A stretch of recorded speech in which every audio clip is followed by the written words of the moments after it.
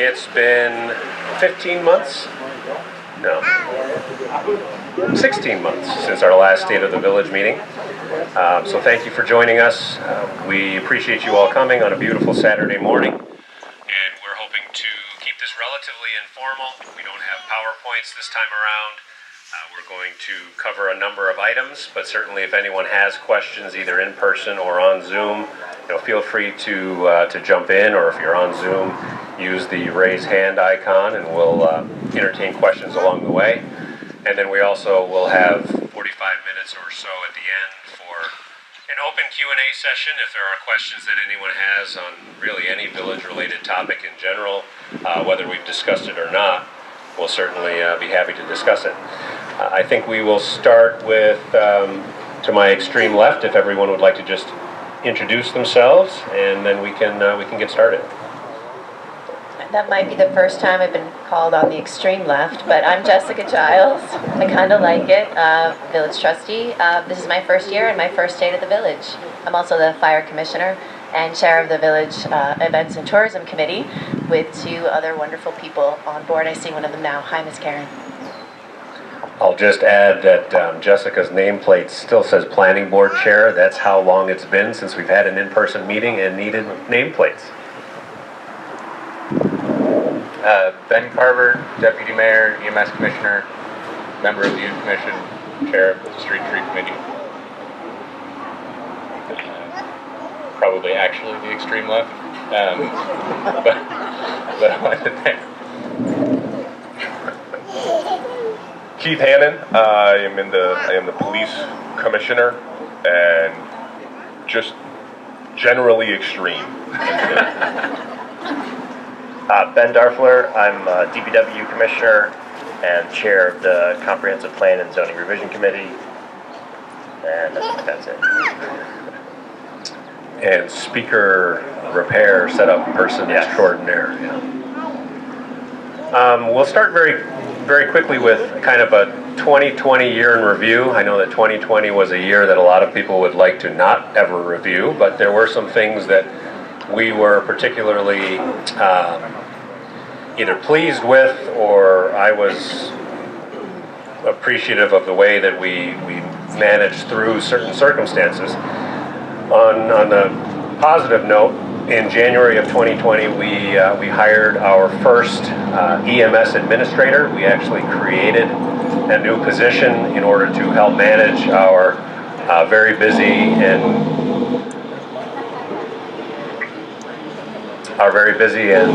growing in terms of service calls EMS department. Chris Fox was the gentleman that we hired. We had not had a manager for that department for about 15 months prior to that, so we were pleased to put him in place. Of course, not even realizing and not knowing what we were going to be facing a few months later with a pandemic, which we'll circle back to in a moment. In the spring of 2020, we had our first new fire chief in almost 2 decades in Matt Taylor, who is here helping with the chicken barbecue. Matt Taylor was the deputy chief for a couple of years prior, longtime member of the fire company, and he took over from Jason Fulton, who had served as the fire chief since, I believe, 2004. So that was a huge transition. It went very well, went very smoothly, and things have been going great with Matt since.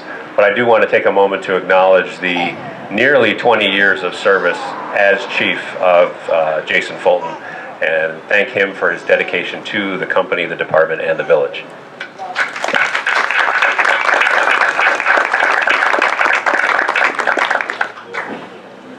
In the late spring, of course, we all know kind of the rest is history part of 2020.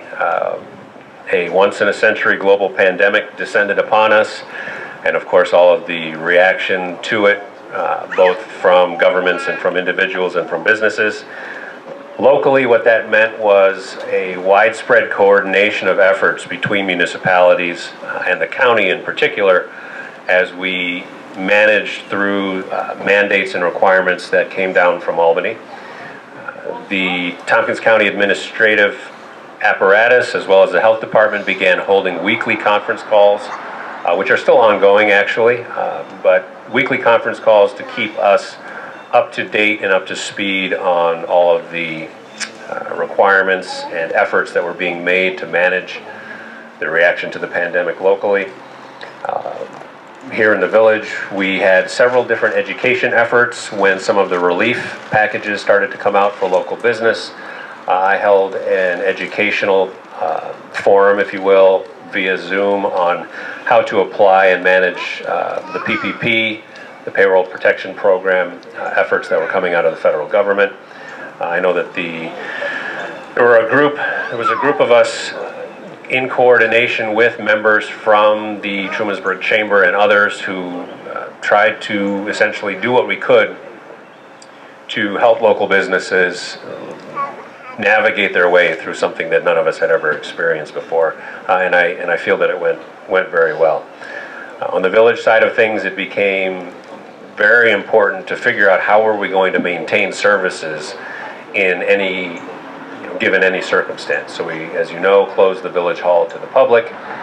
We had to put together essentially a disaster management plan, which was specific to the pandemic, but actually has ramifications for other widespread events should they ever happen, as far as how would we maintain services at the DPW, how would we maintain services across our emergency services departments, to include fire, police, EMS.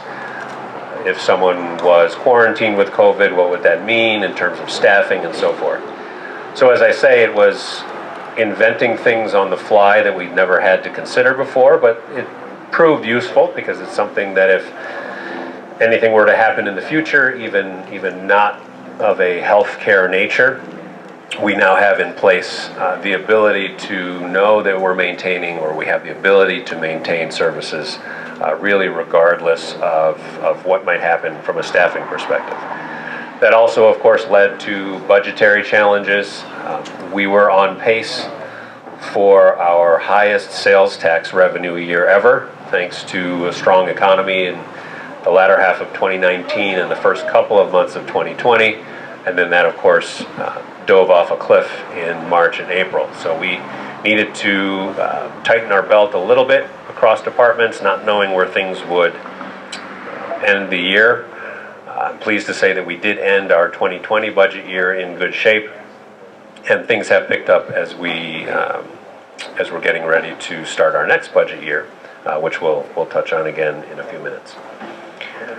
In the fall of 2020, we began in earnest our police reform efforts as mandated by Governor Cuomo's Executive Order 203, which required us essentially to look at the operations of our police department, particularly in light of, or with an eye towards any possible or potential racial disparities or mistreatment in the community, if that were the case.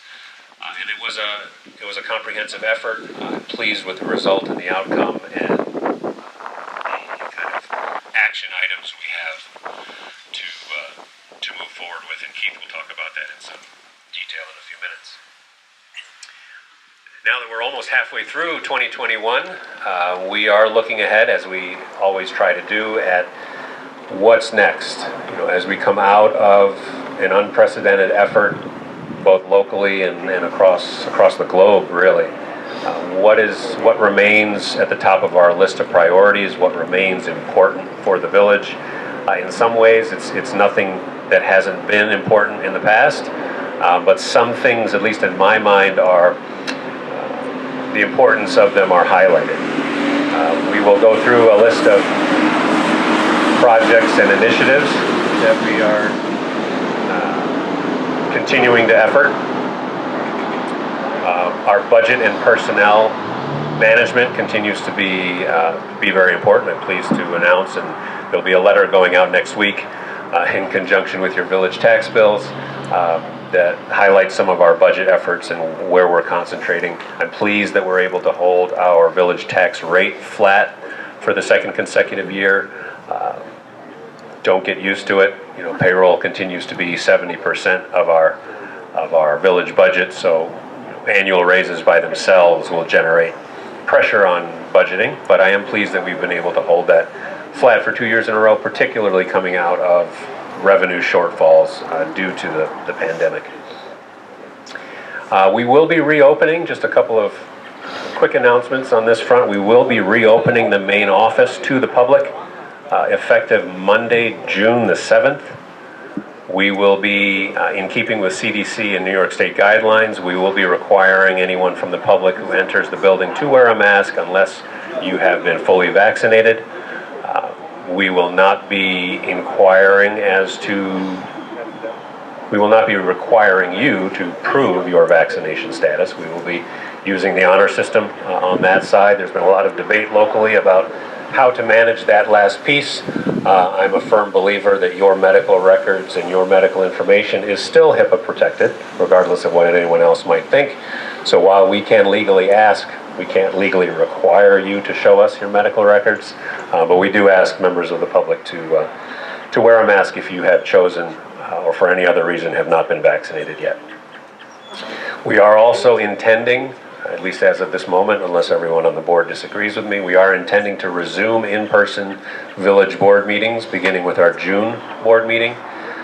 We are still permitted by the governor's executive order to hold meetings remotely, but we feel that it's worthwhile to hold meetings in person whenever possible, today being a nice dry run for it.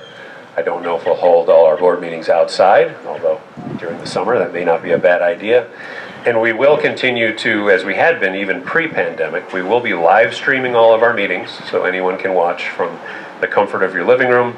And we will also continue to offer a Zoom option for anyone who can't or doesn't want to attend in person. You can attend via Zoom so that you can submit questions during the public comment period and whatnot. And with that, I'm going to hand it off to Ben Darfler to discuss in some detail our efforts on the comprehensive plan. As you'll recall, back in 2018, so just coming up on 3 years now, I formed the Comprehensive Plan and Zoning Revision Committee and mandated them with reviewing our 2008 comprehensive plan.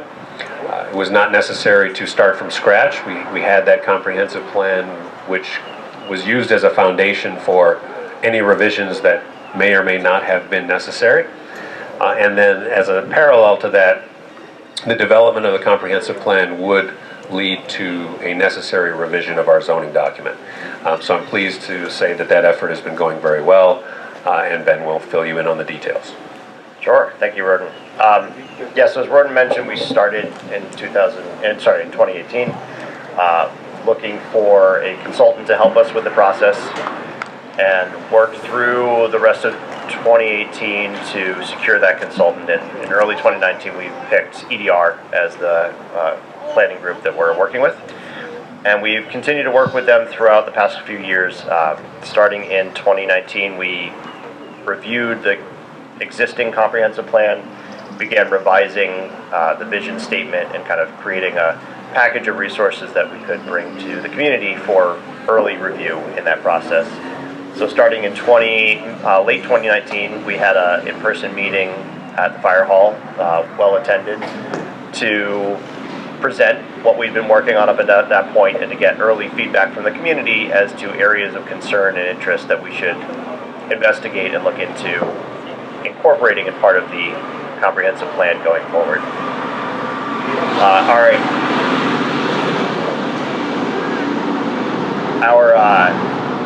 Our intent was to have another public meeting early in 2020 to continue that process, and obviously the pandemic threw a wrench in things, so we shifted to working remotely. We've been continuing our monthly meetings via Zoom since then, and in lieu of having a public meeting, pivoted to having a survey, a rather in-depth survey of the community, of which we had over 250 responses, which was a wonderful number, more responses than we received a decade ago when we were doing the comprehensive plan then, and took those responses, collated them, reviewed them, and then brought that information and that interest of the community into the comprehensive plan. So we've continued through 2020 revising that plan, revising content brought in from our consultant, as well as establishing a series of goals and action items for the village over the next 10 to 20 years. The committee wrapped up that work towards the very end of 2019 and 2020, and early this year gave that draft over to this board for this board's review. We've recently been working through that over the past few months as part of our board meetings and some extra working sessions, all of which are recorded and you can see on YouTube. And we've, at this point, this board is now basically done with our review. We've now received that back from our consultant, and we are reviewing the last review of their review. Continues and continues, and we hope to have that sorted out in the next few weeks and open for committee for the public review. It has been, the early draft you can see is on the website under the committee's webpage and is there for early review, but we will have a formal draft out for the public in a couple of weeks. That will include an executive summary to try and help people navigate the changes. It's a fairly long document. I forget how many pages exactly, but it's a bit to walk through. And so the executive summary hopes to guide people and help people understand kind of the general structure and where to maybe focus attention if you're interested in getting into the details and reviewing it. Once we send that out for public review, we'll also be listing a few dates for information meetings with this board. One will be virtual, one will be in person, likely still here at the farmers market. And at that point, we'll have collated that information. We'll continue to update and revise as needed in reaction to that. And that will then finally culminate in a formal public hearing and a vote for adoption later in the summer into the early fall is the desired timeline at this point. So if you're interested, please keep an eye out. We will be posting all that information on the village website, on Facebook, likely a mailer to people at their homes, as well as trying to get that out in the local papers and any which way that we can to get people to take a look, become involved, and give us feedback so that we can really make a comprehensive plan that will do us well for the next 10 to 20 years. And as Rorden mentioned, in conjunction with that, the committee has now shifted its focus to zoning. The reason we've done it in this order is the intent of zoning should be to codify what comes out of the comprehensive plan. So at this point, the comprehensive plan is still in draft, still able to be changed, but we have a general sense of the large themes of that comprehensive plan. And we're now working through zoning to, have our laws reflect the comprehensive plan that we've put together. We are working right now through the residential sections of zoning, and we'll continue through to the commercial and mixed use sections, as well as the rest of the whole zoning ordinance. It will again be a thorough process, though we are hoping to move a little more quickly with the zoning.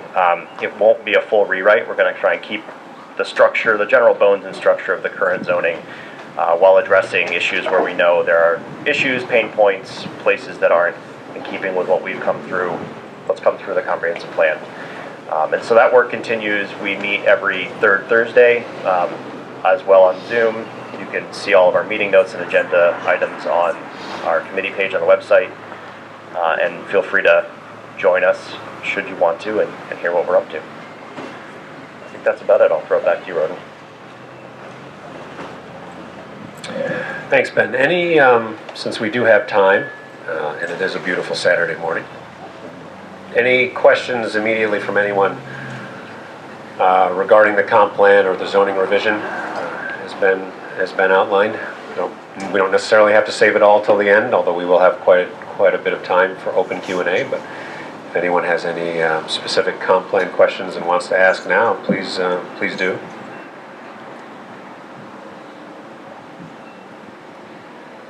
Yeah, Jerry. Do I need a mic or anything? You're good. I can hear you. Okay. So I know that there's discussion about Airbnbs and possible regulations there. Do you know what's going on there and kind of where we're headed? The question was whether there's a conversation or discussion about the regulation of Airbnbs. I'll let Ben answer that. Yes, that is something that's called out in the comprehensive plan, so it's something we'll be getting to. We're not at that section right now, we're just working through the residential, so we haven't discussed it yet. But it is, it's something that came up quite a bit in the comprehensive plan, that we're aware of Airbnbs, and there should be some reflection of that in zoning, but as to where that goes, I really couldn't say at this point. There are quite a few of them in town.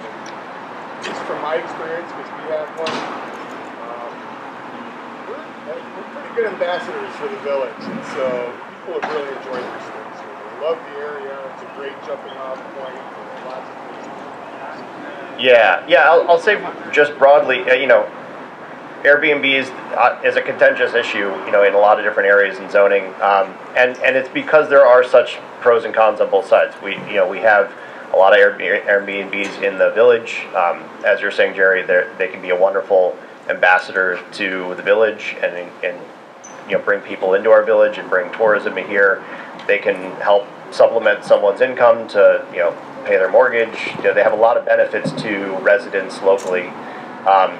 We've also probably all heard terror stories on the other side of people just renting out their house 24/7 and maybe not being as careful and cautious as you are, for instance. So I honestly really can't say either which way where I think we'll come out of committee with it. I think if I had to guess, I think at the very least we'll want to just have some general guidelines around it so that people know what to expect, and that we're trying to encourage them while making sure that they don't get out of hand. But what that actually looks like is very hard to say at this point. Ben, can I add briefly to that? Yeah. Which would be to say that to reiterate what you said about the comprehensive plan having come from the feedback of the community. And Jerry, there's definitely strong support for small business from the voice of the community as well as on this board. And so I think that that's something to highlight, and certainly all the small ways that we get through are important. And to be clear, the comprehensive plan draft, which will be draft version 2.0, I guess will be released here in the next week or so. But the draft itself doesn't insist on a particular type of regulation. It's more of the concept of Airbnb doesn't exist in the current zoning, so it should somehow be acknowledged, but it doesn't make a recommendation as to what that acknowledgement looks like. So that'll be the devil in the details part when we get to the actual zoning itself. Any other comp plan related questions? I do see a hand raised online, so give me just a moment here. Let's see if I can figure out how to do this. The future.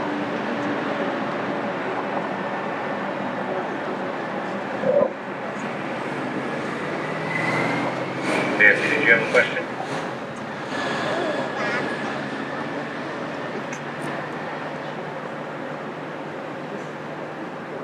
Sorry, could you repeat that?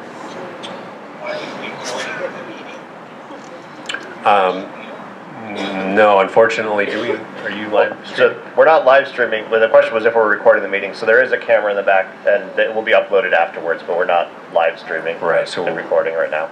Not sure if you were able to hear that answer, but we are recording the meeting to be uploaded later, but we are not live streaming. Okay, thank you. You're welcome.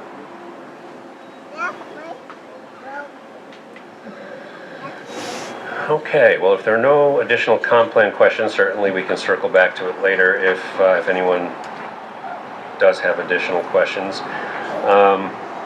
I'm going to hand it off to Keith to discuss our police reform effort, which began, as I said, last fall with a review of our department operations, department policies and procedures, and so forth, and culminated with a deadline of April 1st, which was when New York State required us to submit our report on our effort.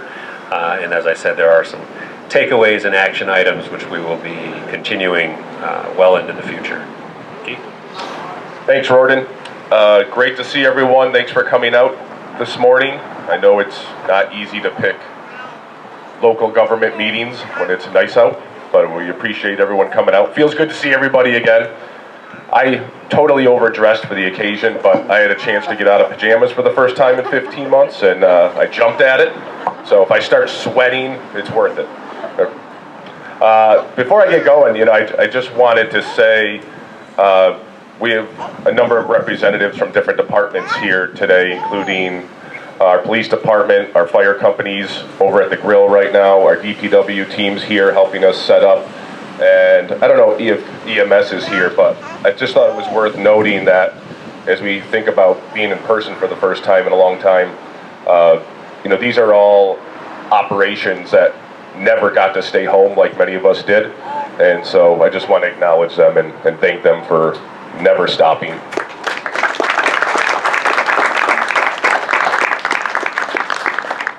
All right, I think I might just end there. Let's go out on a high note.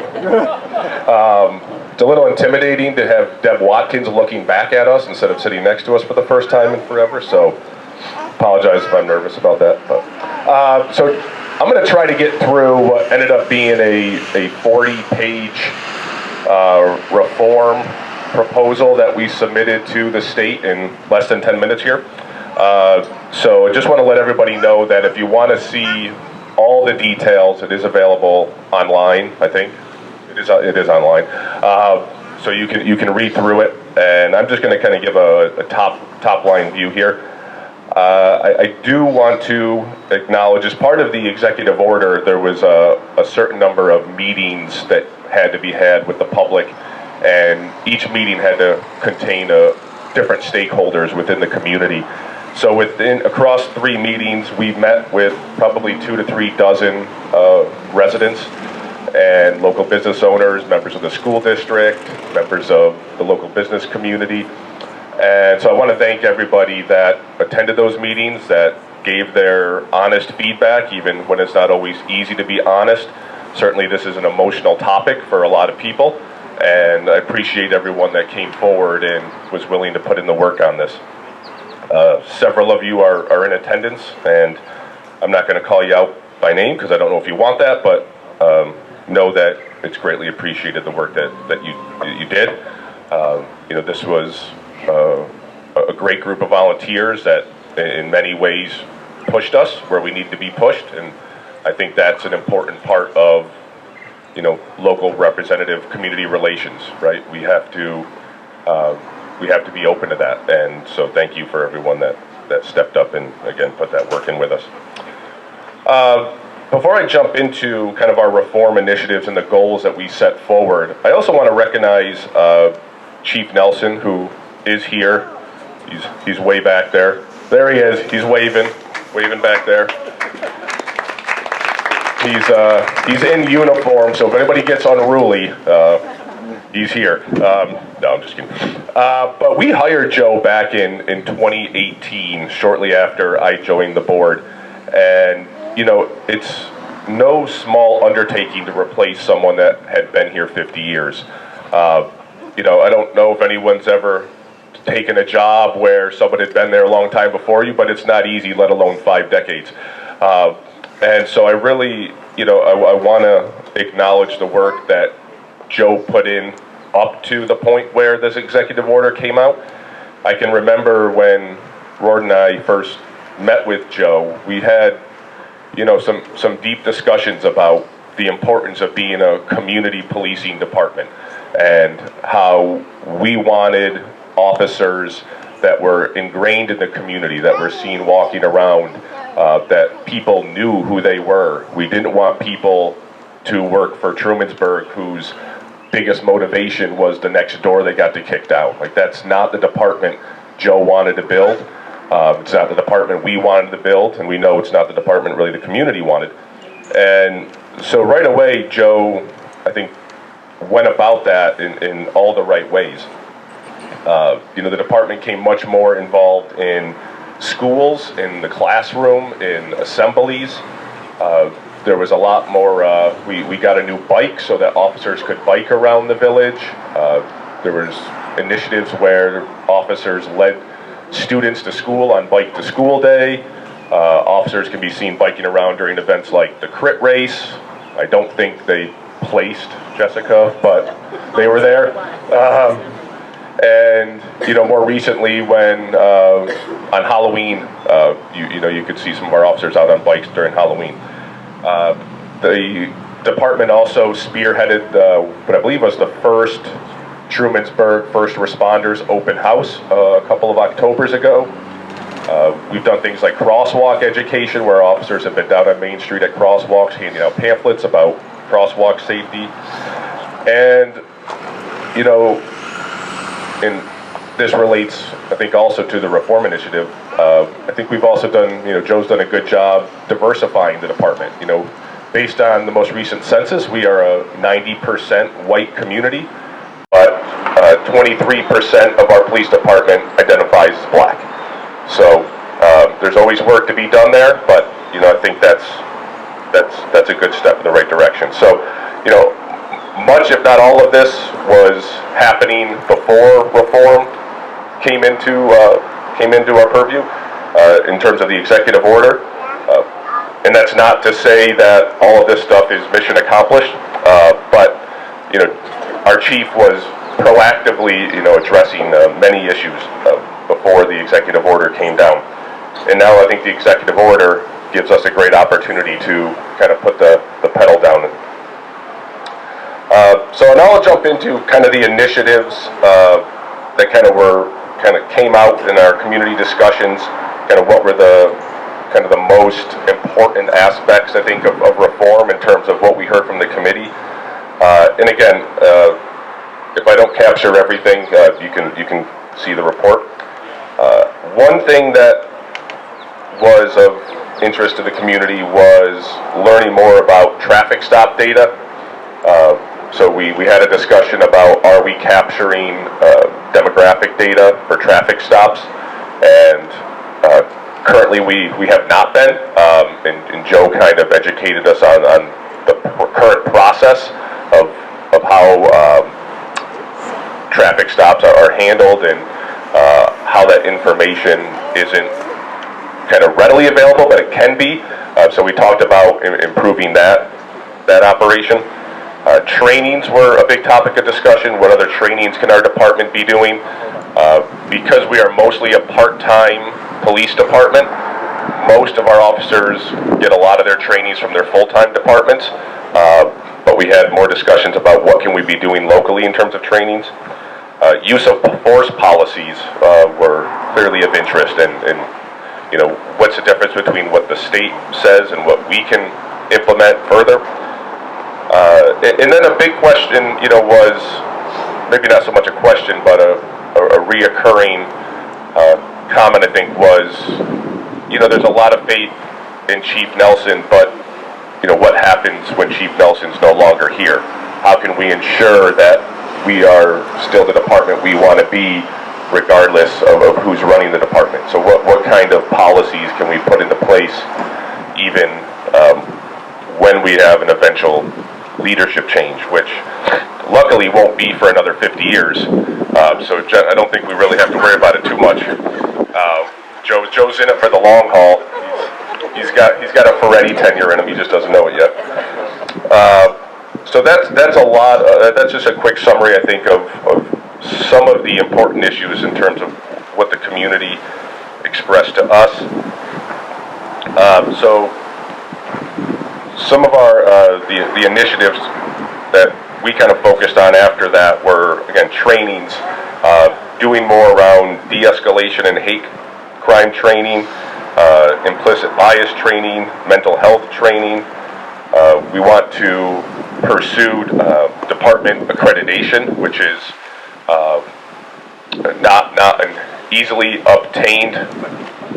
It's not easy to obtain an accreditation, but it's essentially a set of state standards which says that your department is in really good standing with a lot of these issues that we're talking about.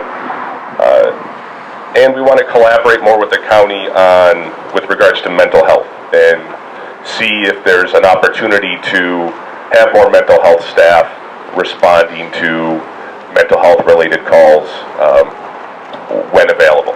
And I think that's something that all departments in the area are trying to work through. So the list of kind of goals that we set for the department as part of the reform And if you look at the report online, you can see we attached some tentative dates to these items, which we're going to do everything we can to hit those dates. First is to probably 2 years ago or so, one thing that Joe wanted to do was hire 2 full-time officers, and up to that point it was 16 part-time officers filling all the shifts, and the thought was with full-time officers we would have more familiar faces in the community, getting to know the community, and the community would have a chance to really get to know the people that were providing their public safety. For a while now, we've only had 1, and so one of our goals is to get another full-time officer in here so we can, have a second person that's as ingrained in the community as our current full-time officer. Goal 2 was deploy new body cameras. So Trumansburg, before my time, was actually on the cutting edge with adopting body cameras. Those body cameras had fallen out of date, and we didn't have body cameras for a while, but we finally got new ones and have since deployed them, I believe back in late April. So those are now being actively used. One of the nice aspects of the new body cameras is it takes away a lot of, it allows us to streamline the process of uploading the video footage, so there's less opportunity to potentially tamper with anything. Not that we feel like that's going to be an issue, but that's certainly a perk. We're going to update our use of force policy. We're going to implement the new required trainings that I mentioned for our officers, so we're going to handle more trainings specifically with our department and not just leave it up to any full-time departments that our officers might have. We're going to launch a public survey and a new feedback process to make it easier to give your thoughts about the department and your interaction with the department in a more real-time process. We're going to pursue accreditation, as I mentioned before. We're going to refine the demographic traffic stop data process so that we can actually report on that. We're going to improve, well, not really improve, so at every monthly board meeting I generally give an overview of the call data for the previous month, and one thing we're going to do is try to build that into a more real-time interactive dashboard so that you don't only hear about it once a month if you catch a meeting. We have some ideas for an officer welfare program, which will help with the mental health of our officers. And finally, and I'm going to let Gordon speak to this a little bit because he kind of gave the official declaration at our last board meeting. We've decided to create a new law enforcement and public safety committee. I think one thing we all agreed upon between everyone that was in our meetings and all of us that were kind of writing this proposal was that we weren't going to solve this issue before April 1st. This issue is very much an ongoing process that I don't think if you ever feel like you can relax and it's mission accomplished, I think that's wrong. And so we've decided to create this committee of residents and volunteers, and we're looking for volunteers, so if you're interested, please let us know, to really continue the discussion on how we promote diversity and inclusion and ensure that everybody or anybody that's in the village or passing through the village never has to worry about how they're perceived or their own safety. So I'm going to let Gordon talk a little bit more about the specifics of that committee, and that's about it for me. Thanks, Keith. Yeah, it became clear very quickly or very early on after one of our, I think it was our very first meeting, when Keith continued an ongoing dialogue with folks who had showed up to that first meeting and then folks who came to the second meeting and so on, that there was a desire among some to have this broader dialogue, not only about law enforcement within the community, but also about the issues surrounding improving and increasing the village's efforts on issues around diversity and inclusion, and even outside of that, outside of law enforcement's impact on that subject. I recall a meeting 8 or 9 years ago now at this point, when I forget the exact circumstances, but there was an issue where community members had questions about how much data we were or were not sharing when it came to police calls, law enforcement interaction with the public. And I remember in this particular meeting there was one person who basically they wanted to see everything. They wanted to know anything that was publicly available or publicly accessible. They wanted to know numbers of calls, types of calls, things like that. And my response to them, they were suggesting that we make this publicly available as a matter of course, publishing it on the website. And I said, do you really want to know some of the, fortunately few, but they do occur, some of the worst types of incidents that our police officers here in the village of Trumansburg have to deal with? Do you really want to know about some of the more disturbing types of situations that they encounter, particularly when it comes to small children, victimization of certain folks? And the overwhelming response from the group in this room of about 40 people was no. We really don't want to know all of what happens, but we would like to be able to access it if for some reason we were curious. The individual who wanted that information still wanted it. And what I realized when thinking back on that several years later as we were going through this process with the Police Reform Initiative is that there are some folks who do want to know kind of the nitty-gritty of what happens in our community, and that it is worthwhile for those folks, if they want to be engaged at that level, to have access to that information without having to run for office in order to get at it, without having to come to every 3-hour village board meeting to wait for that 5-minute interval where some police statistics are shared, again without gory details necessarily. And so the LEAPS committee, the Law Enforcement and Public Safety Committee, will be for those folks. It'll be for those folks who want to know more about what our police department deals with, as well as the more expansive topic of inclusion and diversity within the community. So as Keith said, we are, it is for village residents only. This is a village police department. We are looking for folks who would like to sit on that committee. We have 2 volunteers so far and are looking for more. I'm not putting a limit or a cap on how many people we will have on the committee. I think probably 20 is too many, but certainly 2 is too few. So if anyone is interested, please contact either myself or Keith. We would like to get that kind of established and going this summer.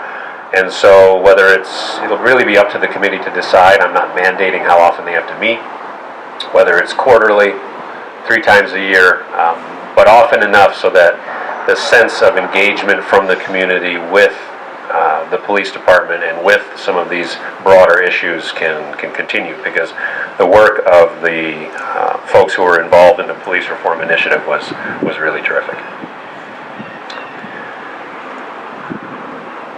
I'll take any questions before we move on. Any questions on anything Keith covered? I know that we've given this over the last many months. We've had several meetings and discussed it quite a bit, mostly via Zoom. So if there's any questions or input that anyone has now, we'll certainly take it. Yeah, Rachel? Possibly a repetitive question from past years. You or Chief speak to why it's so difficult, probably just financially, to find full-time officers for the village? The question was, why is it difficult for us to find full-time officers for the department? It's ironic. It's actually not difficult to find the officers. It's difficult to pay them, is what it comes down to. We did hire 2 full-time officers a couple of years ago. One has since left, so we have 1 full-time officer, and we fill the rest of our shifts with our part-timers. Not to get off on a tangent, but given some of the issues occurring with the City of Ithaca Police Department, we actually have had several, and by several, half a dozen or so, full-time officers from other other departments, primarily IPD, who have expressed interest in potentially working here.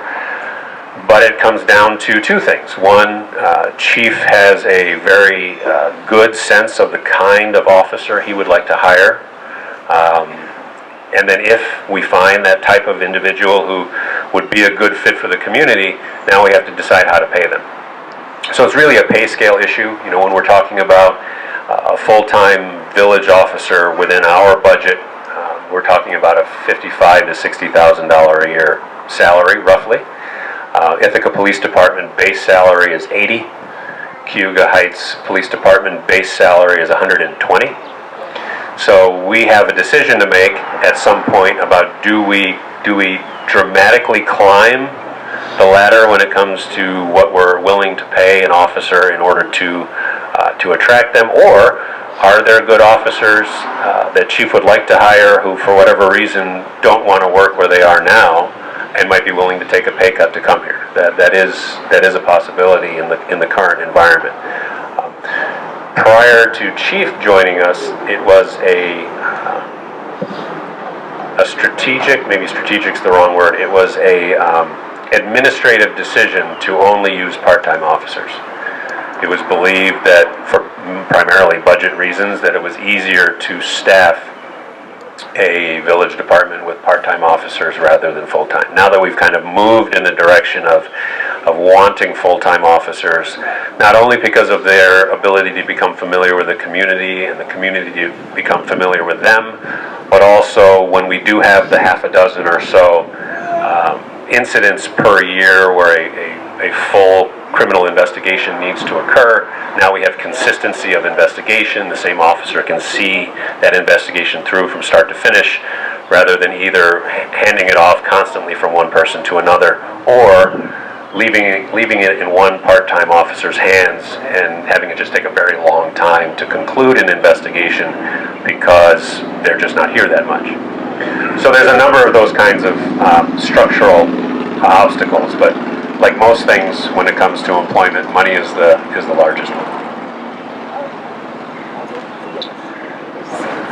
Any other questions on the police reform initiative or police department in general?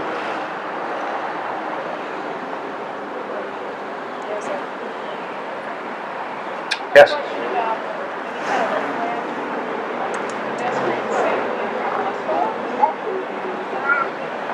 Question was about any type of a plan to improve pedestrian safety in the crosswalks. Yes.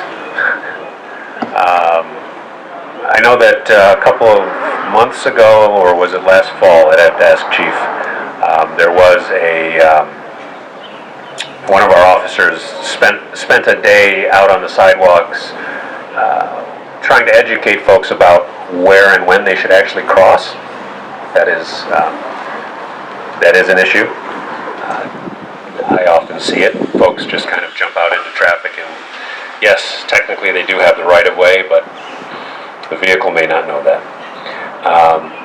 So a lot of it is education on the part of pedestrians themselves.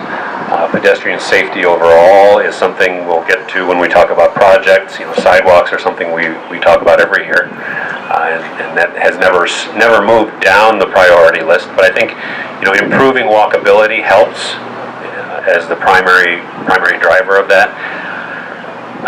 And then, you know, there is the acknowledgement that we have to.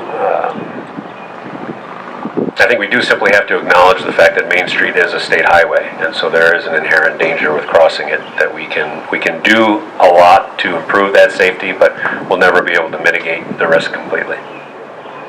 Yeah.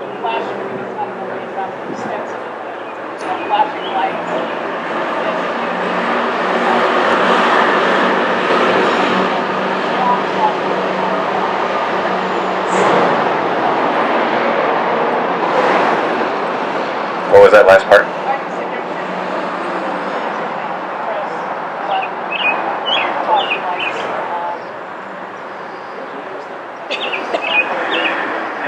Yeah, so when it comes to anything that's what I would call traffic control device, lights of any kind, because Main Street is a state highway, that is entirely up to state DOT, and we've made efforts in the past, particularly with traffic lights at a couple of intersections. We've made efforts to try to convince DOT that it would be worthwhile, and they have been highly uninterested in doing anything about those intersections. You know, the one by Napa obviously is a very, very tricky intersection. That was the most recent one where DOT looked at it, and they basically said, you know, unless you're sitting at the intersection for about a minute, we're not interested in putting in a traffic light there of any kind. So, you know, we have a love-hate relationship with our DOT, and that's one of those issues where we're not getting the kind of meaningful assistance I think that we would like. So we'll keep pushing. You know, we'll be the squeaky wheel, and you know, maybe someday we'll be able to make some inroads there. Yeah, and I would just add to that a couple other things. One, Joe and some of his officers observed some areas with regard to the school day traffic, and we did seek another crossing guard to help at the intersection of South and Whig. Unfortunately, we couldn't get any applicants to take that job, but we did want to put a new crossing guard there. And to Rorden's point, it'll be 2 years next month that I filed an official request with the state DOT asking for a complete speed and pedestrian safety study of our main street. I even asked for a crosswalk over to Not My Dad's, because if you're like my family and you play Frogger across the street to get to ice cream, it's not always that much fun, especially as cars are coming out of the 45 zone right into the village. I follow it up, and they basically tell me you're still on the list. So we'll try to find some influencers. We now have an assembly woman who grew up in Trumansburg, so perhaps that could help. But yeah, I mean, I sent satellite images with highlighted areas of concern, those crosswalks around Gimme, and so they have it all. And, you know, I think if I'm going to offer a little bit of fairness to them, the whole past year's kind of been put on hold probably with a lot of stuff, but that's as much fairness as I'm willing to give them. But yeah, so those requests have been made. I mean, I go down there every morning and get coffee, and I'm just increasingly nervous that something bad's going to happen, and thankfully it hasn't yet. But we have to, yeah, it's definitely something that we want to see get better. I'll add briefly too that this does come up frequently, and one of the things that we've done is put it in the comp plan as well, which is now the state DOT is required to review local comp plans when doing work in that area. So to the extent that that will help us in the future, that is in the comp plan as a stated desire of the village to improve pedestrian safety there. So we're lining up all the ducks, and hopefully something happens. There's also, and I would be remiss if I didn't take the opportunity to make this point, because I can't help myself. There's a built-in tension between the last topic, police reform initiative, and the current topic, which is pedestrian safety and vehicle speed. One of the things that we consistently heard, and I know has been discussed elsewhere, is, you know, how often are police officers are pulling people over? Why are they pulling people over? And it can easily lead to a situation where a police department or an individual officer may just not want to pull people over unless something really egregious is happening. And so, you know, I live on Main Street and the trucks go too fast. I would love to have lots of people pulled over. But then I can also immediately see the situation where I get emails about, why was I pulled over? In fact, I did get a couple of those emails in the last year and forwarded them on to Chief. And, you know, if you're doing 40 and a 30, is that too fast? Does it depend? Does it depend what type of vehicle you're driving? If you happen to be of a minority status of some type, and you're doing 40 and a 30, which reason did you get pulled over for becomes unfortunately part of the conversation. So there's this inherent tension here, and I think Chief is doing a good job of trying to navigate that. But I think it's worth acknowledging how difficult it can be to try to properly navigate that in real time, in the moment, when you're on duty, sitting next to burned area and someone comes into the village at 48 miles an hour. Was there a hand up over here? Deb, did you raise your hand? Yeah. Do they have to have a speeding ticket to have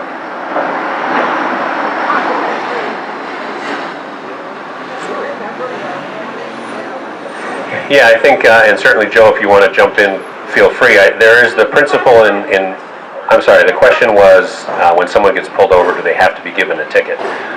There is a principle in many cases of what's referred to as officer discretion, and I know that Joe has instructed his officers as to when he would want that type of discretion applied or not, but there is certainly flexibility on the part of the officer whether to issue the ticket or not. complimentary ticket? Welcome. Welcome to Trumansburg. Yeah. Joe, did you want to add I anything to just that? would like to add, as if you can hear me, I don't want to call it selective enforcement to residents, non-residents, and as the mayor mentioned, the officers have a blanket discretion at how it is. Majority of the activity that I do see is warnings given, or it's a lesser offense than a speeding ticket. If it's something egregious as ticket, school zone 55 and 20 during school hours, yeah, you got flashing lights. There's enough indicators there. You know, I leave that to the officer. So it's really theirs discretion, and why I do question from time to time because they have to give a little narration why they gave a warning or what they did as an alternative to the speed.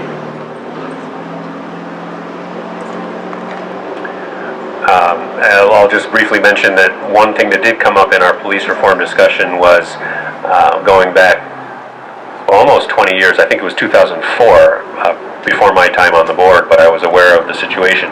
We had a relatively young and newer officer in Trumansburg who was a local, actually, who was extremely overzealous about his pulling folks over and writing tickets, and residents really didn't like it. He has since gone on to be a highly decorated sheriff's deputy somewhere in the greater Las Vegas area and has been on the show Cops and so forth. So he found his calling in one sense. But there's no perfect balance. I think the pendulum swings both ways from time to time, and we'll continue to try to find that balance. Is it okay if I make a comment instead of ask a question? I was going to say that maybe that is a really good reason to take demographics or data so you can establish patterns. Like if there's an argument made, then you can establish patterns. So it's a great reason to look at this. Yeah, thank you. The comment was just that that's an example of a good reason why actually collecting demographic data can be helpful, because we would be able to establish whether there's a pattern of unfairness or whether people just are really driving too fast all the time. I have a Zoom question. Hang on one second.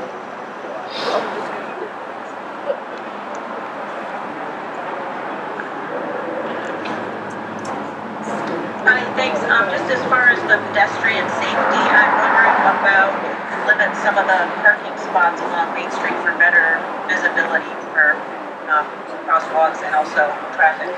Sure. The question was, Could we take away some parking spots to improve visibility of the sidewalks? And I know that's something that has definitely been discussed by our board in the past.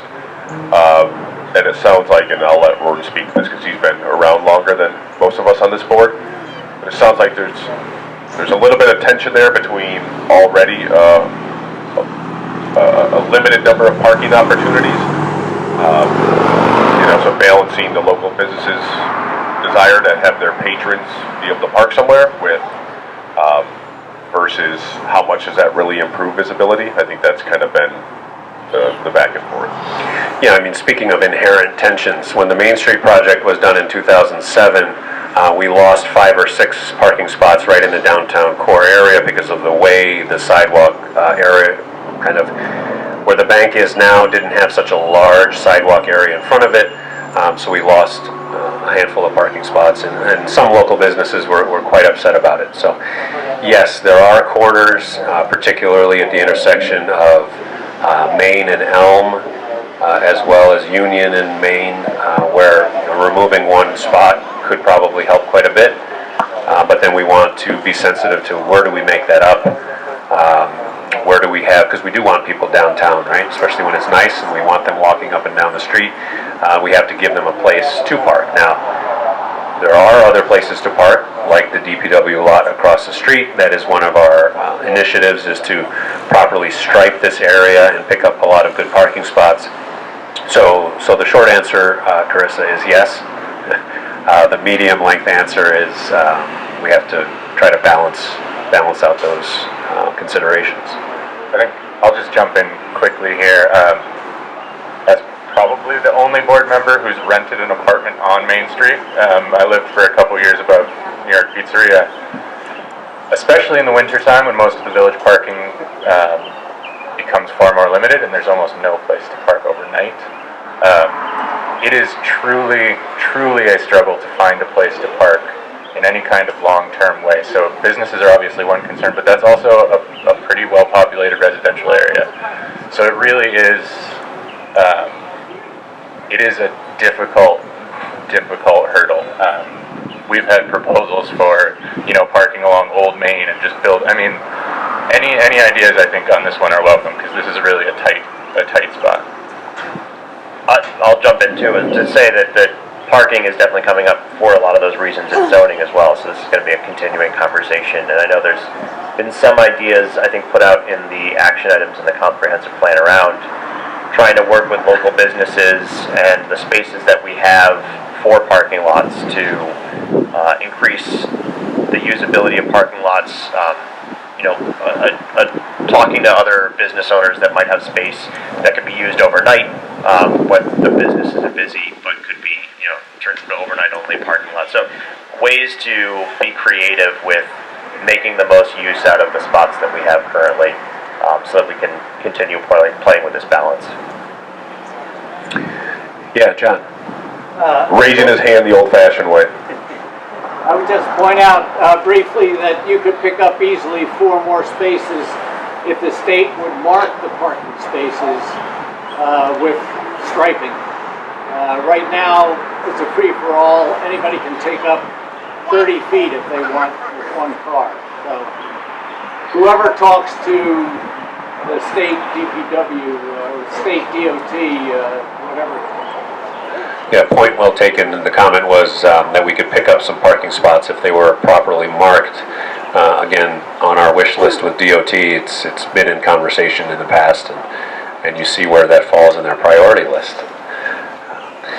I would, just in the interest of time, I'd like to move on. We can certainly circle back to any police department related questions when we get to our open Q&A. I did want to just spend a couple of minutes recapping our budget process. I mentioned earlier that we've kept our tax rate flat for the second year in a row. Budget process always begins in late January, early February every year. It consists of 4 or 5 open meetings. We every year encourage strongly anyone who has any interest in where their tax dollars go to please attend. And every year we tend not to have very many people attend, so I'll take that as a sign that everyone is satisfied with our budget efforts. I say facetiously. But this year it was tight because we wanted to try to keep the tax rate flat. We are coming out of we still have concerns for folks when it comes to the economic recovery coming out of COVID lockdowns and whatnot. We, of course, at the same time need to maintain the level of services that village residents have come to appreciate and rely on. And so most departments had a relatively flat budget. The one department that, and this is also will be familiar to anyone who's attended these meetings in the past, the one department where we have long-term concerns about financial cost increases does remain our EMS department. Our ambulance department covers now 112 square miles of area in between Cayuga and Seneca Lake. Call volume continues to increase, although it did dip early in the pandemic, but it continues to increase. And actually, interestingly enough, after our conversation about police reform, we are beginning to see signs of increased call volume for our EMS department to the south to back up bangs in the city of Ithaca, which is not historically something we've ever had to deal with. It wasn't all that long ago when bangs was here a half a dozen times a week assisting Trumansburg EMS. In 2020, bangs did not pick up a single first call in our district, and they were here, I believe, 5 times picking up second calls. We, however, backed up bangs on average about twice a week. So you're talking about 100 times a year where we were staging standbys for bangs. And the reason I tie that into the law enforcement conversation is it is starting to come up in conversations with the county and at the state level that while the effort, properly so, the effort on the part of the city of Ithaca and Tompkins County to try to shift a number of law enforcement related calls that are actually mental health services calls. Properly so, those folks should not, those are not traditional law enforcement calls. However, when we think about statistically, or when we look at the numbers and we say that Bangs Ambulance responds to about 11,000 calls a year, the Ithaca Police Department responds to about 16,000 calls a year. And if we say that some meaningful percentage of Ithaca Police Department's calls are mental health related, let's call it 20% or 30% as a conservative estimate, that means we would be shifting anywhere from 3,200 to 4,000 calls from IPD to bangs. That only means that the village of Trumansburg is going to be backing them up all the more, which of course then raises the question for our partners in the 3 adjacent towns. What happens if we're backing up bangs in the city of Ithaca and a call comes in Covert or Hector or somewhere on the opposite end of the district? So that leads to the budget conversation. At what point is the village going to have to consider staffing a second ambulance full-time? That is 70% of the EMS budget is payroll. So that's something that's a long-term concern. We have conversations initiated with representatives from the state. It's an initiative of mine that I have brought to the county's attention, and I'm trying to get an audience with folks in Albany, and we do have an advocate, I will say, in Assemblymember Kellis, who did grow up in Trumansburg, attended Trumansburg High School. The conversation that Albany, I think, needs to be forced to have is, do we not treat ambulance services the way we treat DOT and transportation? New York State allocates money every year to what they call their CHIPS program, which is money for local municipalities to repair their roads, and they allocate money to public service transportation authorities like a TCAT. Should ambulance services be on that list, where it is an essential medical service? It is a growing concern for a lot of areas, particularly in rural New York State, and shouldn't Albany be helping us keep our department alive because we need it? So I will certainly keep everyone posted as those conversations develop, and hopefully, maybe by 2025, we will get a response from Albany on that. I'd like to give an opportunity for everyone at the table here to just kind of briefly discuss any items that they have on their radar with respect to their department. So what we do, if you're not familiar, is each board member, we call them commissioners. That's technically a legal term that doesn't apply here, but each board member has a department that they are the liaison or commissioner for. Jessica being our fire commissioner, Ben Carver being our EMS commissioner. You know already Keith is our police commissioner, and Ben Darfler has DPW, water and sewer. So I'll start with Jessica and just give her an opportunity to discuss any highlights or items she wants to share about the fire department.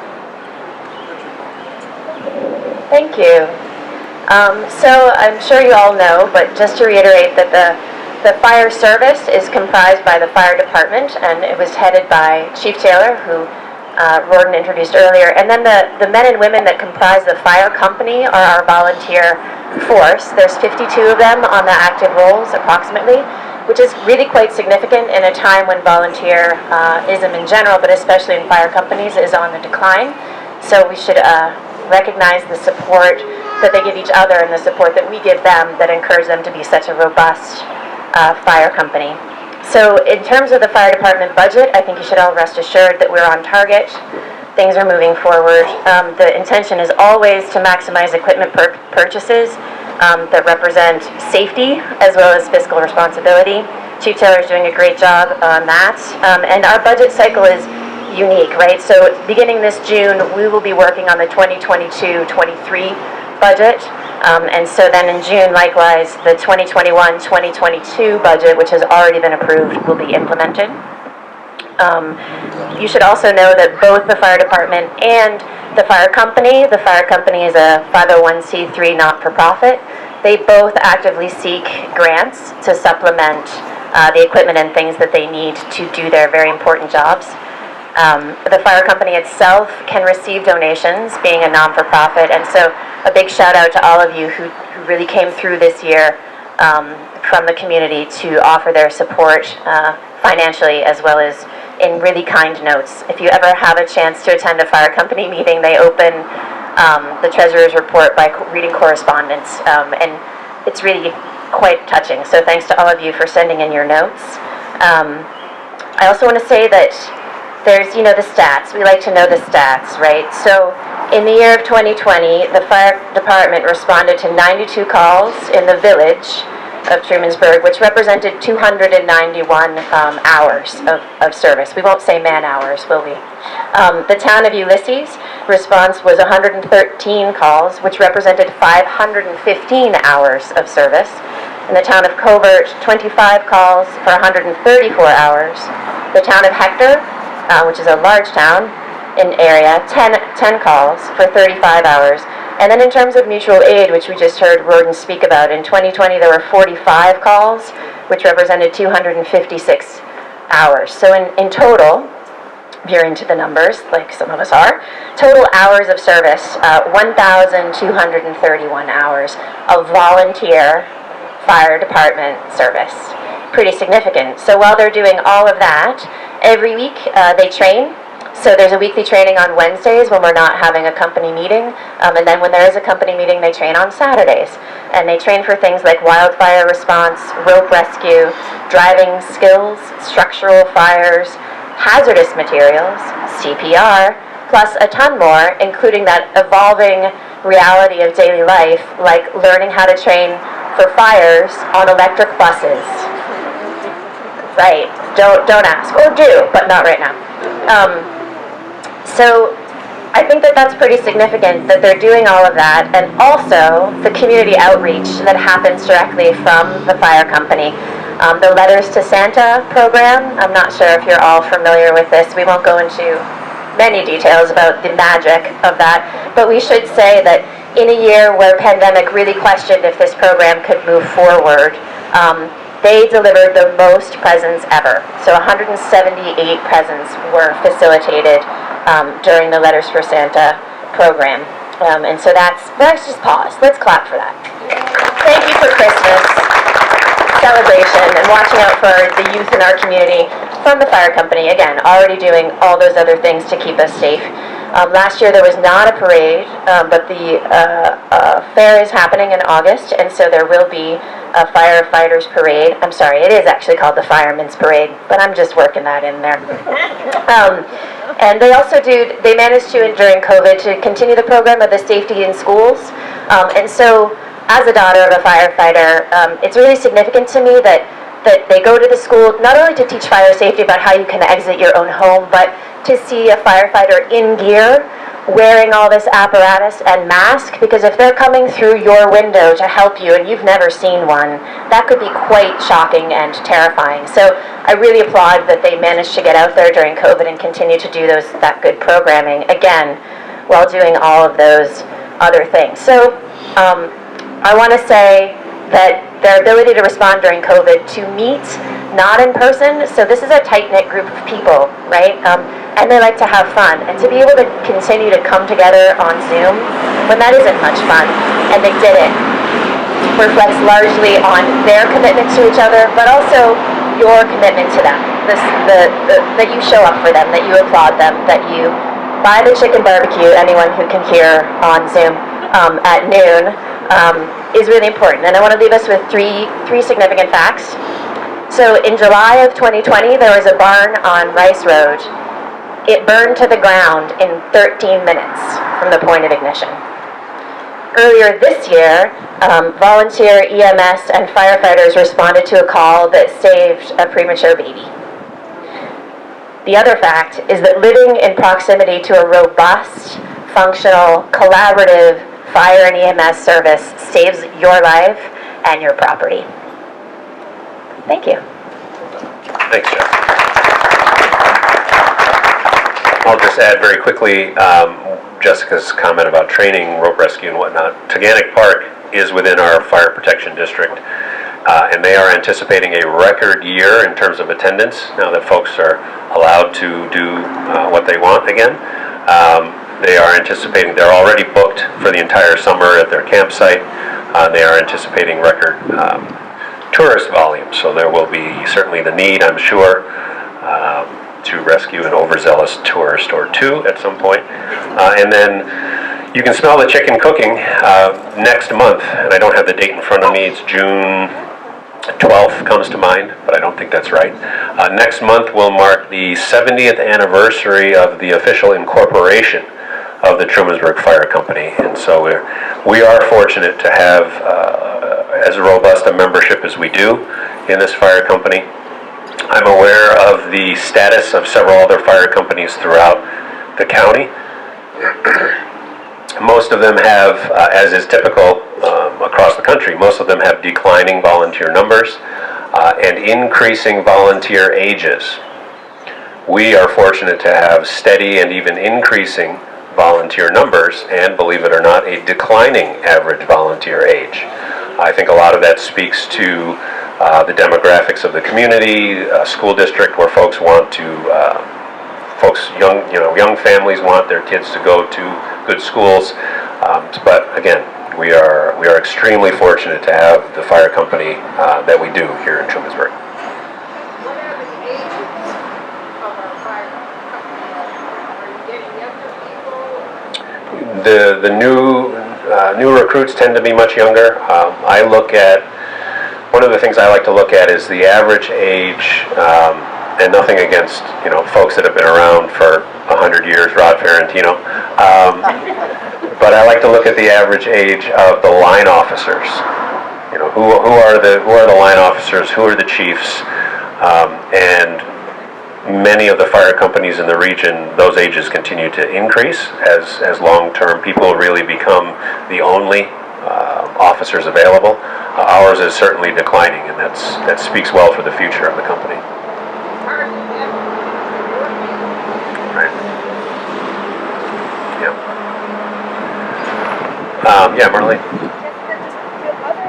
If you go to a fire in Hector today, we get financially reimbursed for doing fires all over. I don't know if I'm answering that. The question was, do we get financially reimbursed when we respond to fires elsewhere? The answer is definitely not. There is not a system in place, and the legality is questionable, but there's not a system in place to bill for fire service.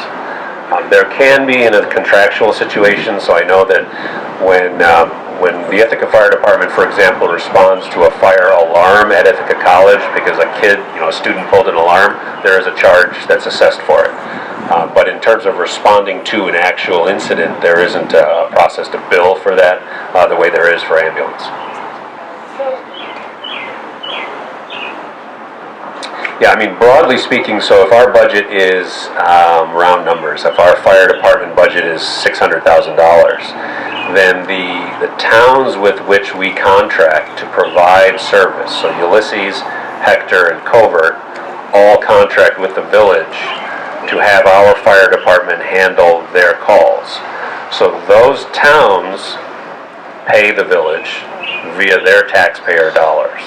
But there isn't, if in the case of a mutual aid situation, which means it's some other, so let's say Enfield, which is not a village contractee, if the Enfield Fire Department responds to a call and they need help, and so they ask for help from Ithaca Fire Department, Trumansburg Fire Department, and we respond on that mutual aid basis, there's no recouping of those costs. But we do contract with somebody. We do contract with three specific towns to provide protection to certain portions of those towns. So the entirety of the town of Ulysses, part of the town of Covert, and part of the town of Hector. It's a total of 56 square miles that the fire department covers. Same thing with ambulance.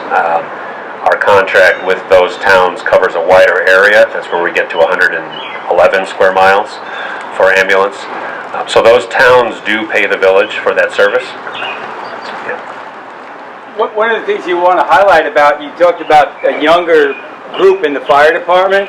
We've had the apprentice program going on for about 10 years now, and that we allow 16-year-olds, and we work closely with the school, okay, with these students, okay, and they are, in the beginning, many of them want to become a firefighter or a police officer. It's a golden stepping stone to go forward, and that's an important part of our program, and we put a lot of young men and women through that are now professional first responders. It's a big component of what we do. Yeah, thanks. A man who needs no microphone. Former Mayor Rod Ferrantino. Thanks, Rod. Appreciate it.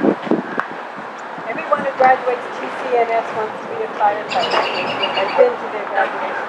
They all go, what do you want to do? I'm a firefighter. Ben Carver, speaking of EMS.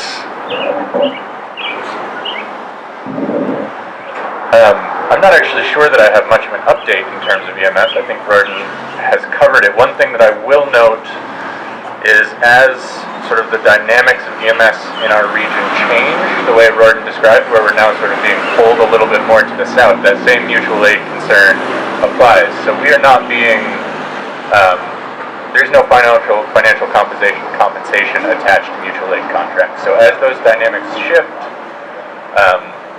we cover those based on our contractual obligations for mutual aid, and obviously ethical considerations go along with that, but that is, in addition to being a practical concern for just covering our own department, does become a financial concern at a certain point.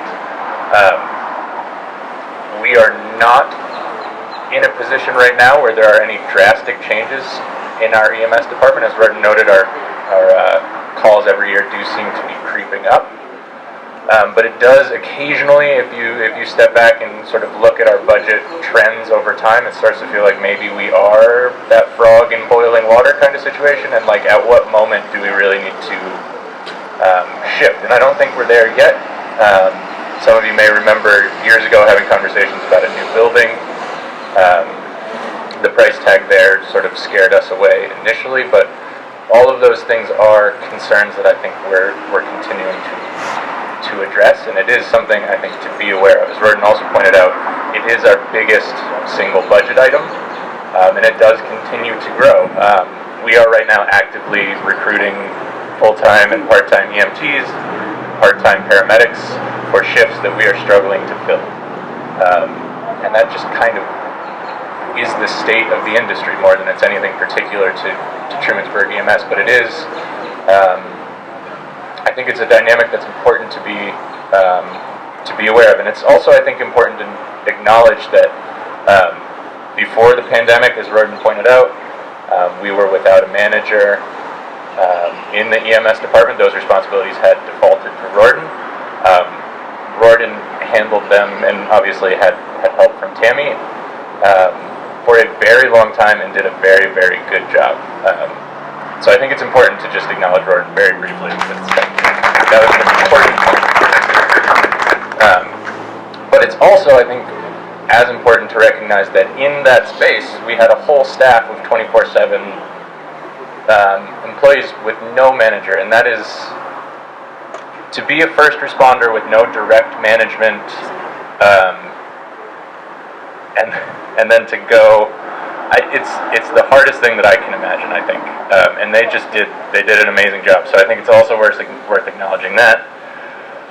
Then we hired Chris, as Roden noted, as an administrator in January of 2020. within a couple months, he was a new administrator dealing with a global pandemic. And our department has handled it, I think, wonderfully, to a degree that when CMC needed additional help for capacity for transports, they reached out to us and we were able to do it. Fortunately, that capacity that they required was eventually very, very minimal, so it didn't require much of us, but I think it's a really important statement that we were the agency that could handle that. And I think I'll just end it there in sort of deference to all of our schedules and getting out of here, but if you have any questions, please feel free to reach out, and definitely, if you see any of the EMS guys, I know that some of them are also firefighters, so, I mean, because in a world of like superheroes, you might as well be two. But definitely thank them. I think what they do is really just an amazing job. But I'll leave it.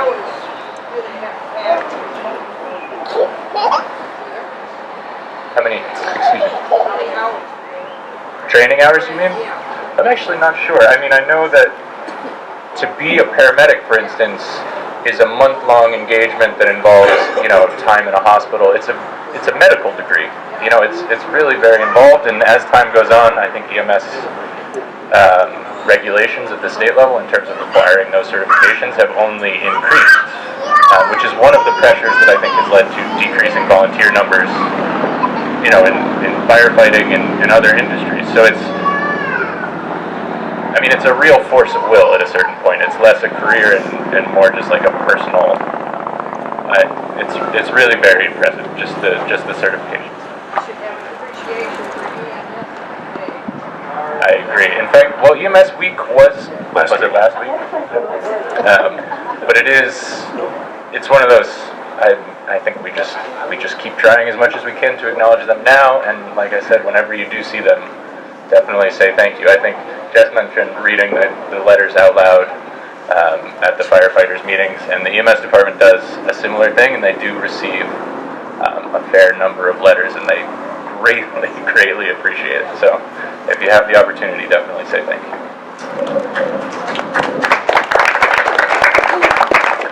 So, when you say your thanks and your applause when you get an award, and I'm not getting an award, but I forgot a name, and I forgot to mention Tim Dodge is the president of the fire company, and that's a 100% volunteer position.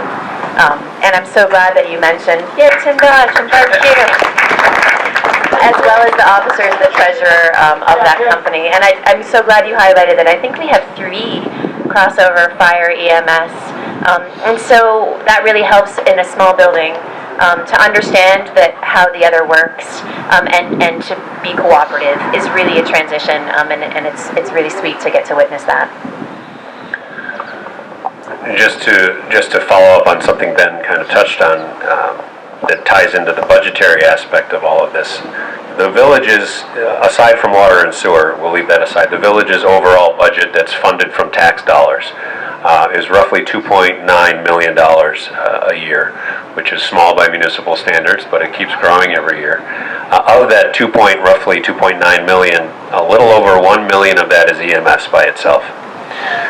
Now, to the Marlene's question from earlier, the 3 towns with whom we contract, or with which we contract, they do pay a portion of that budget to the village for our rendering services to them. But just when you look at it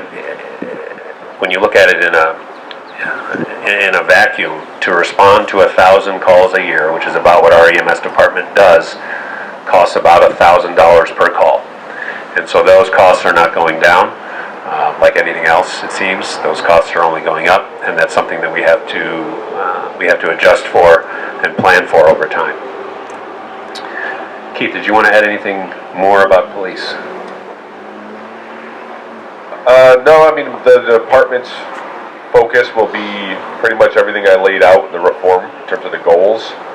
I will say one thing I know Joe mentioned that he's kind of will be working on during the summer, because it's come up from time to time, is trying to help find solutions around the traffic flow around the school, at school days. Certainly anybody trying to make a left turn or any kind of a turn in the morning sometimes know what it's like to be stuck for a long time. Certainly we've seen an influx in drop-offs with less kids riding buses this past year, but it was a bit of a congestion problem before that. So I know Joe has said that he's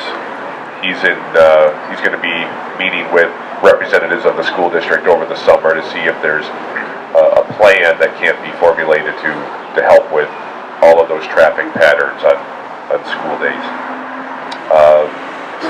Also, one thing I didn't mention in the reform discussion was another perk of full-time officers is how much grant writing we've been able to do.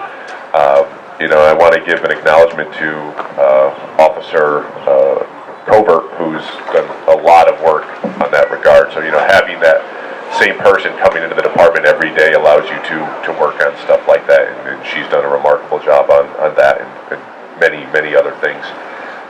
So that's another aspect of the department that we'll continue to work on. Great. Ben, DPW. Yes, so I thought with this time, in general, and now I've got an audience of all the DPW guys over there too. First of all, thank you for everything that you guys do day in and day out between plowing roads and collecting yard waste and all the other many ways that you guys help out with the village. So a lot of appreciation to the DPW.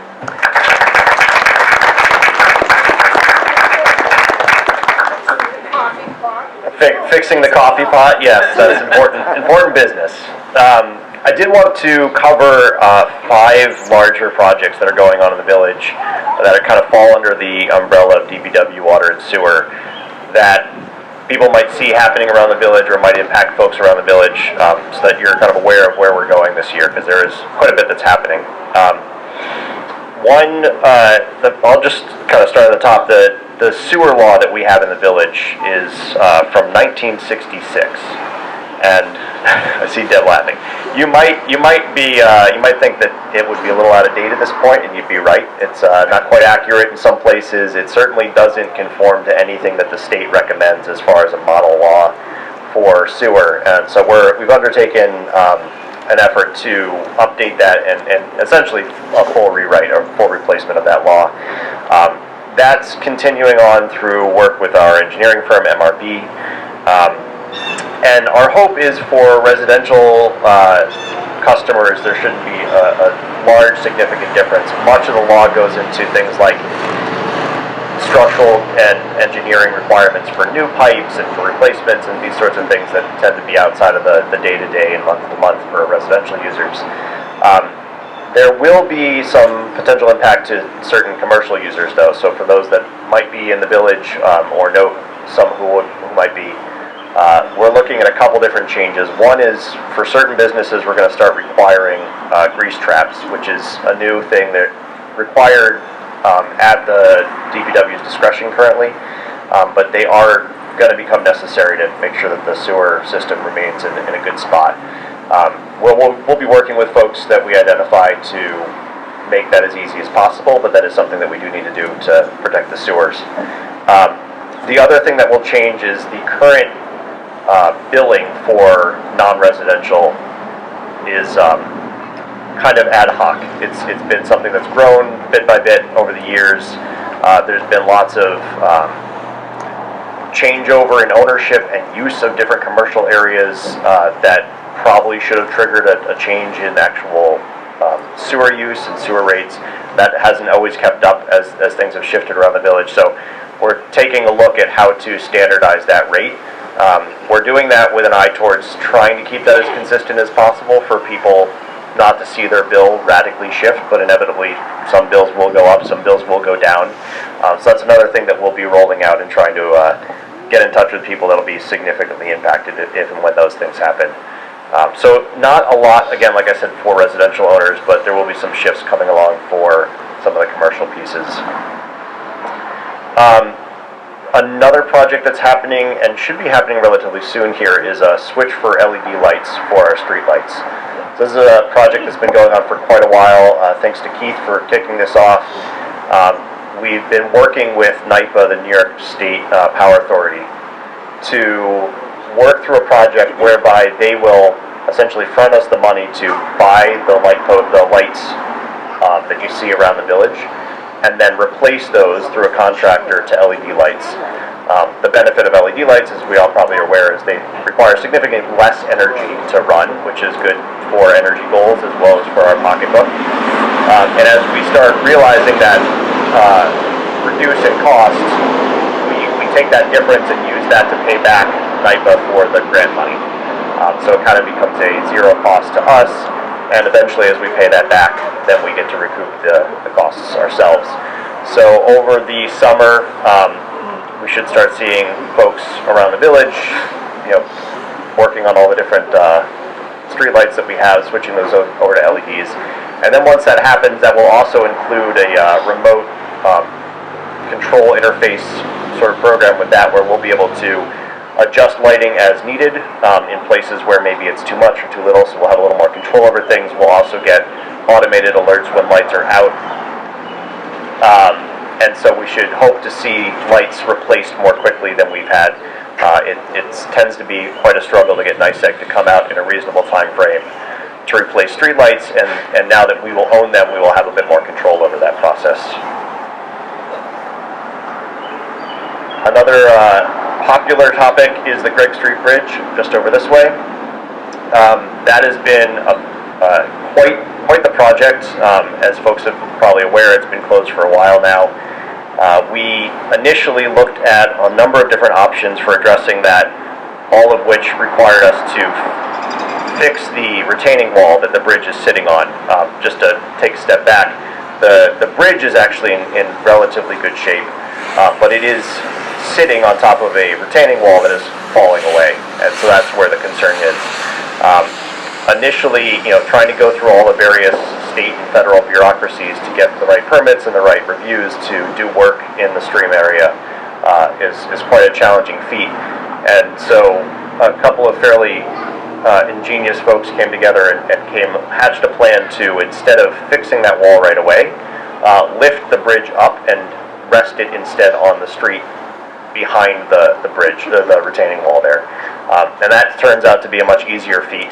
And so we are hoping to get engineering designs for that in the next couple of weeks from our engineering firm, and with any luck, we'll look at completing that work over the rest of the year, and opening that bridge again. That still does mean we will have to eventually address that retaining wall, and so we'll have to work on a longer term project for that, but that should buy us a few years of time to sort those pieces out while still keeping the bridge open.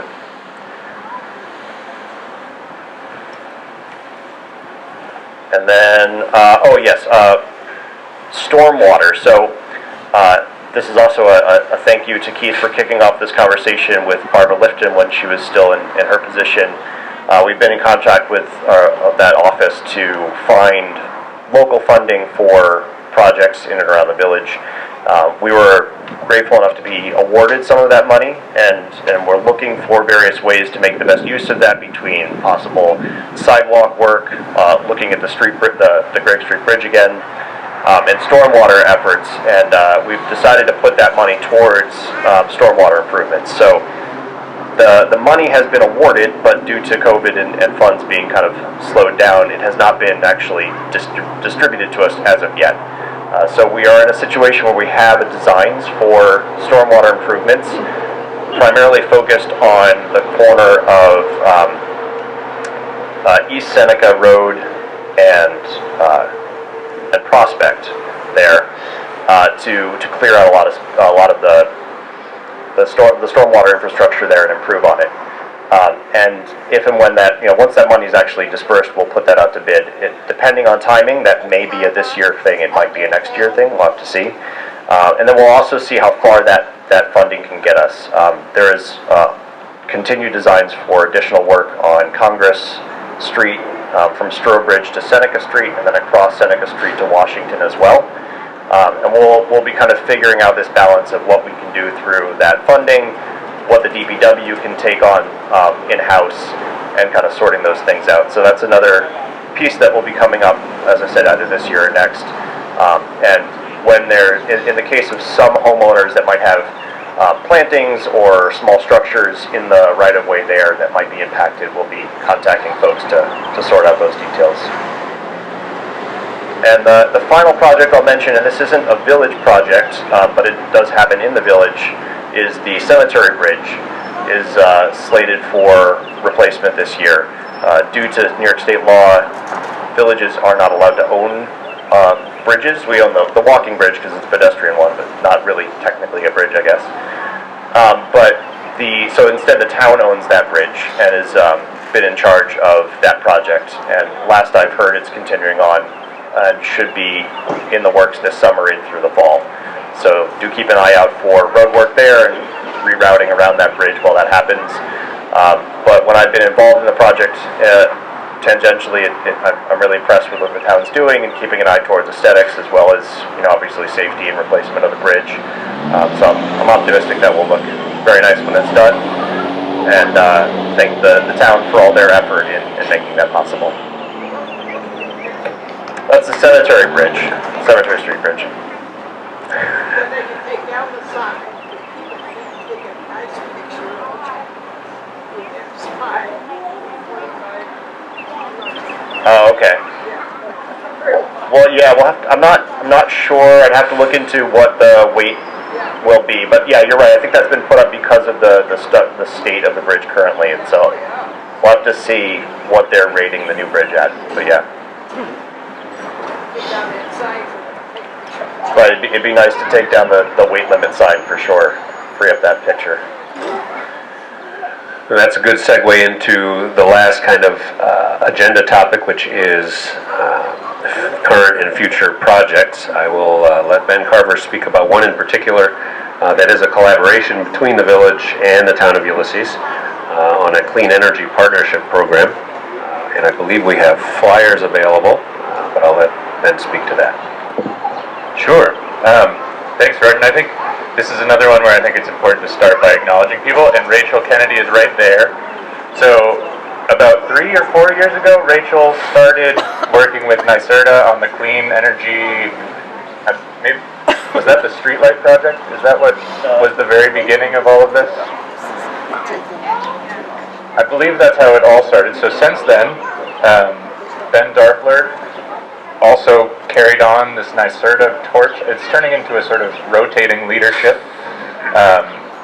So I'm very happy to now be working on this as we move forward.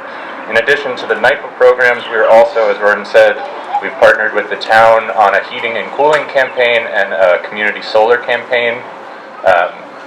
The first goal of both of those is that if the town and the village can sign up 10 new members, either to get heating and cooling upgrades to their house, which can be anything from heat pumps to insulation, then the town and village will then receive $5,000 in grants from NYSERDA, which we can then use towards our own green energy initiatives. And then the same applies to community solar. So it's a matter of essentially changing your supplier on your NYSEG bill. So the distribution still goes through NYSEG, but you could then apply to, I think it's Delaware Energy or a number of other companies that allow you to buy renewable energy through NYSEG essentially.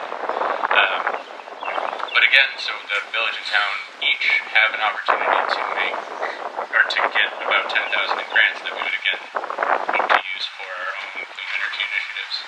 The second objective obviously is in addition to just simply signing up people to hopefully spread the word about things that are available.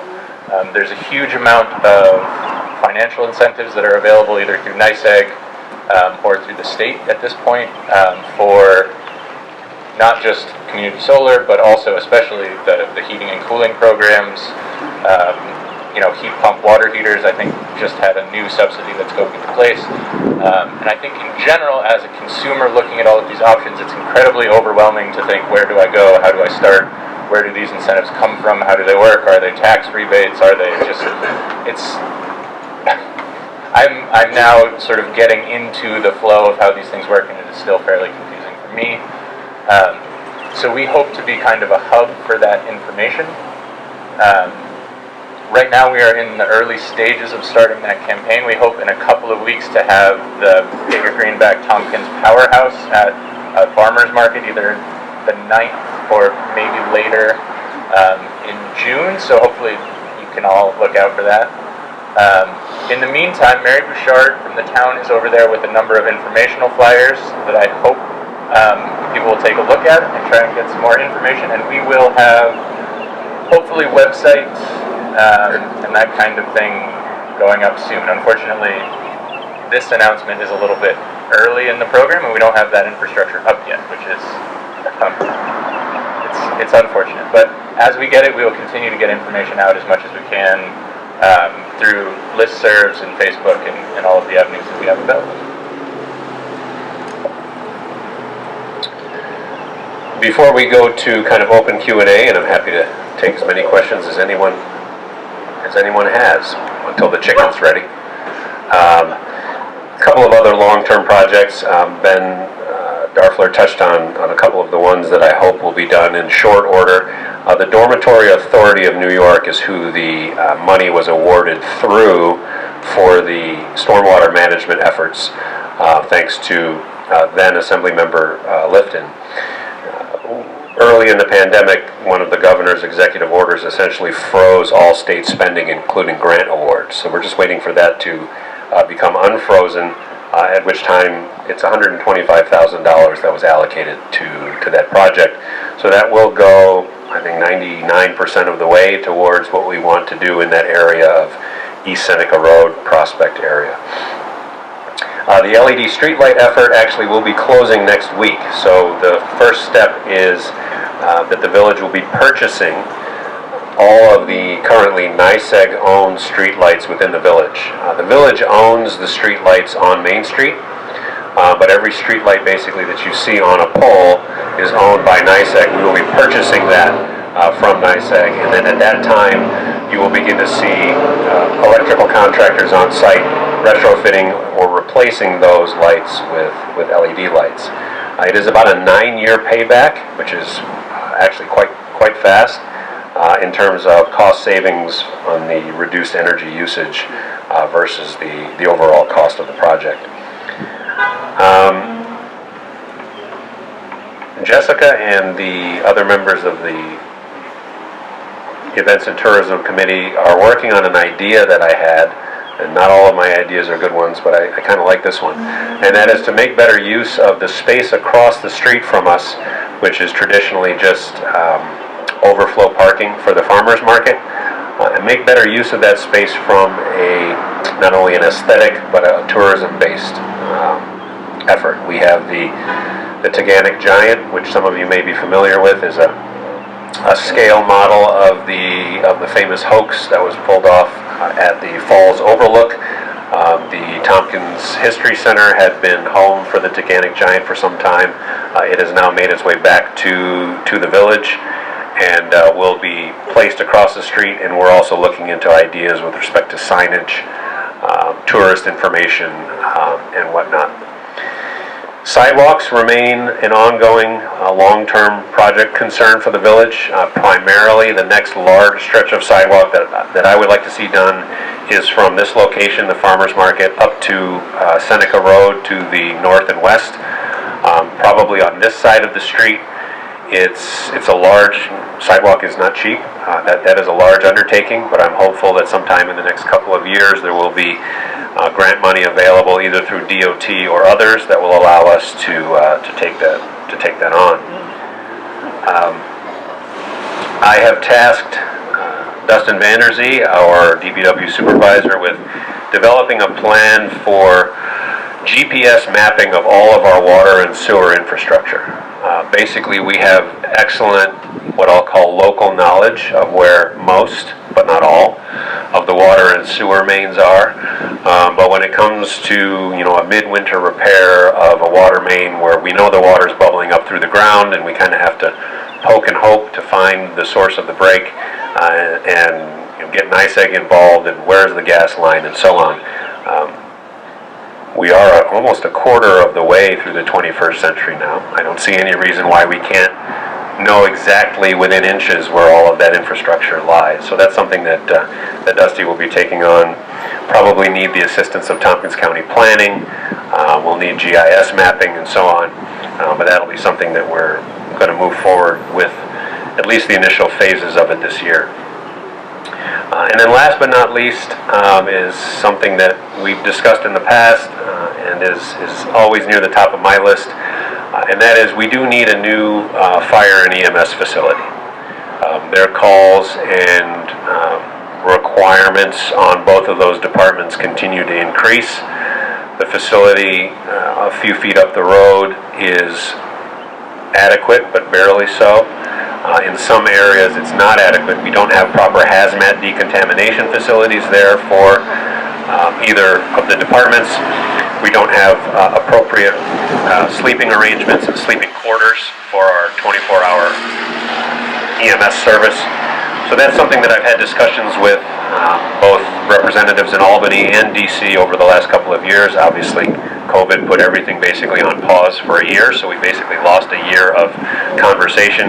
But it is something that our legislators at those levels are sympathetic to, and there is grant money available for a lot of those efforts, kind of on an if and when basis. When you have a site secured or when you know exactly what your plans look like, then we think we have money for you. So that is an ongoing top of the list effort for me that I hope to have some more information to share as to how that might be progressing over the course of the next few months.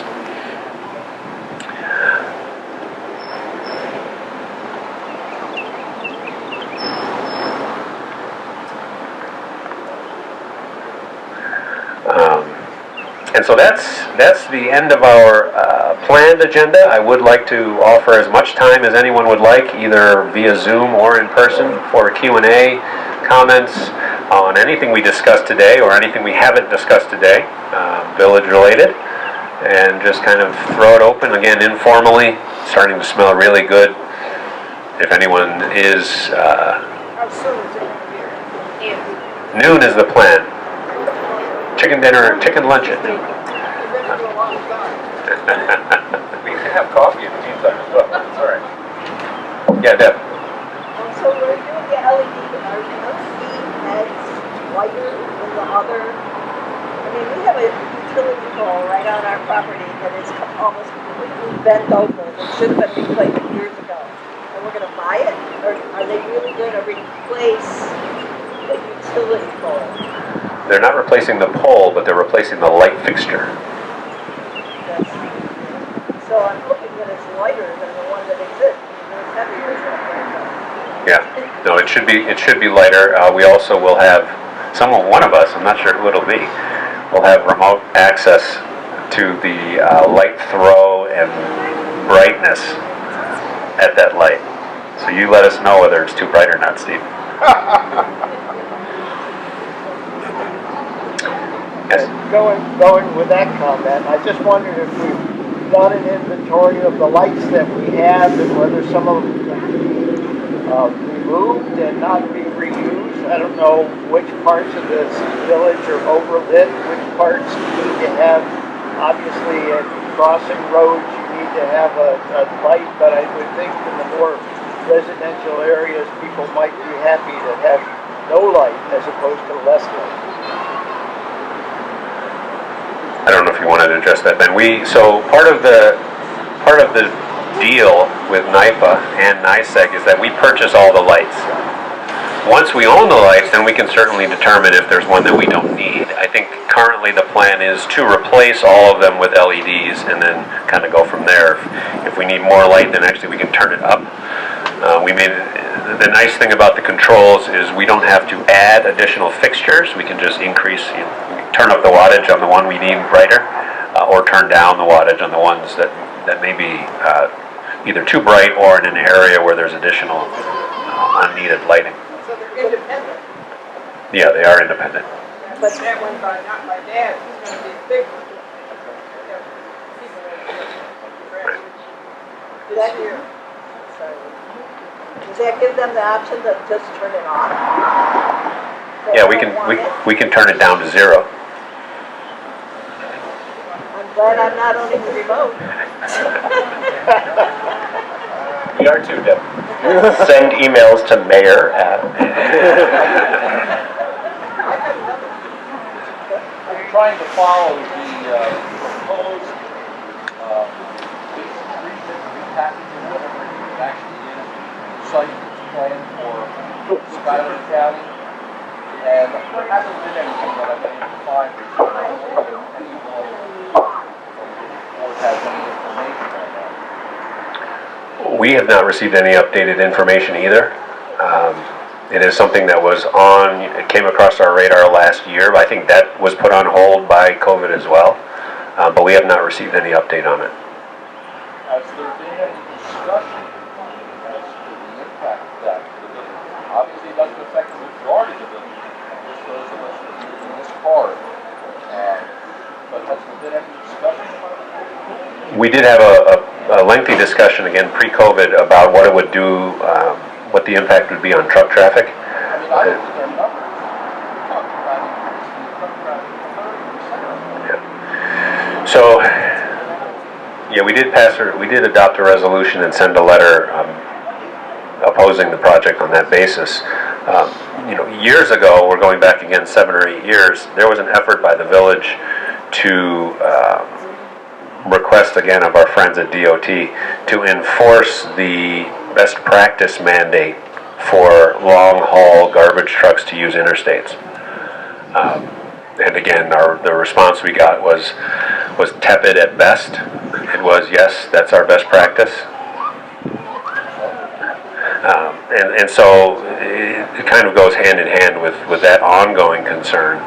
And I know the county legislators, and again, Assemblymember Kellis is sympathetic to that, trying to force DOT to force truckers to use interstates. I just don't know how effective those efforts can be if there's no enforcement from Albany.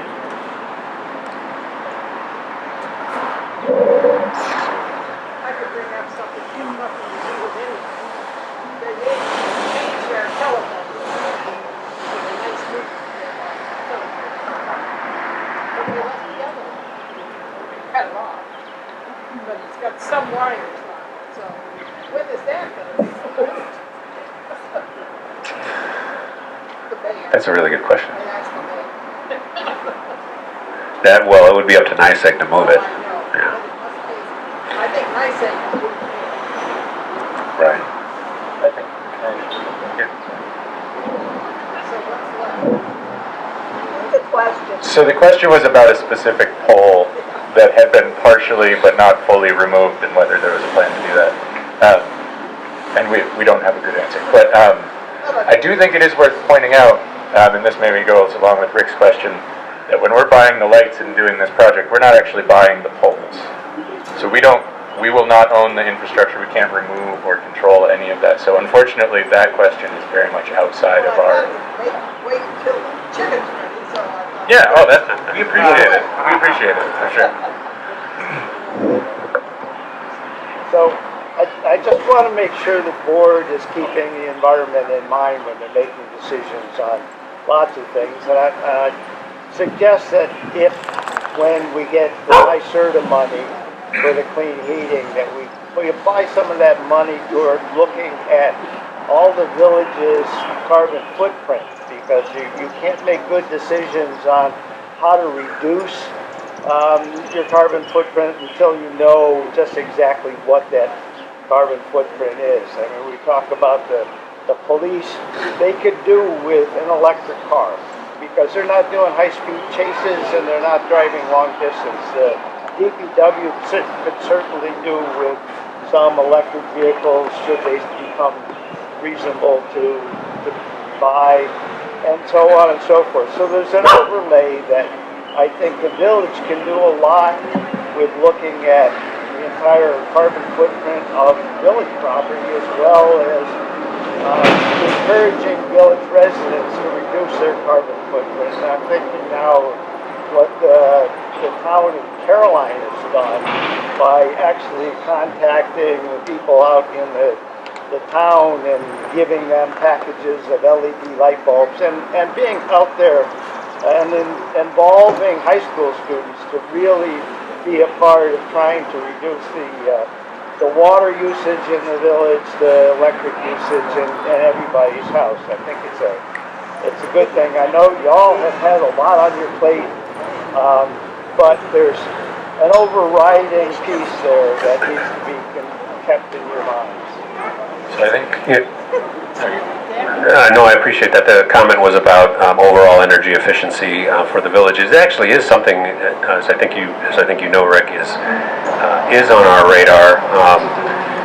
We have an annual energy report, so we know what our energy usage is by department and by facility. Wasn't going to go into all of this, but one of the things that I have in mind with my efforts to get a new fire and EMS building is on that front. I would like, if it is a 21st century energy efficient facility for both of those departments, it's easily $4.5 or $5 million, and that's why the conversations with our DC reps has been so important. I'm glad that they haven't said no, but they also haven't written me a blank check yet. So that's why that effort is what it is. It's not, a retrofit and make, shoehorn into the facility we have kind of effort. I know that I get grief from some village residents who feel that we should be doing a little bit more with less sometimes. And I appreciate the sentiment, but at the same time, for some projects, a go big or go home mentality works as well. So that's where that effort lies on that side of things. As for electric vehicles, I know that Chief Nelson did find a fantastic electric vehicle, and actually there's actually a large size SUV that's electric now that's made and marketed primarily for law enforcement. The price tag is not small. They run about $85,000, so I had to talk Joe out of buying that. But it's those are the kinds of things we try to.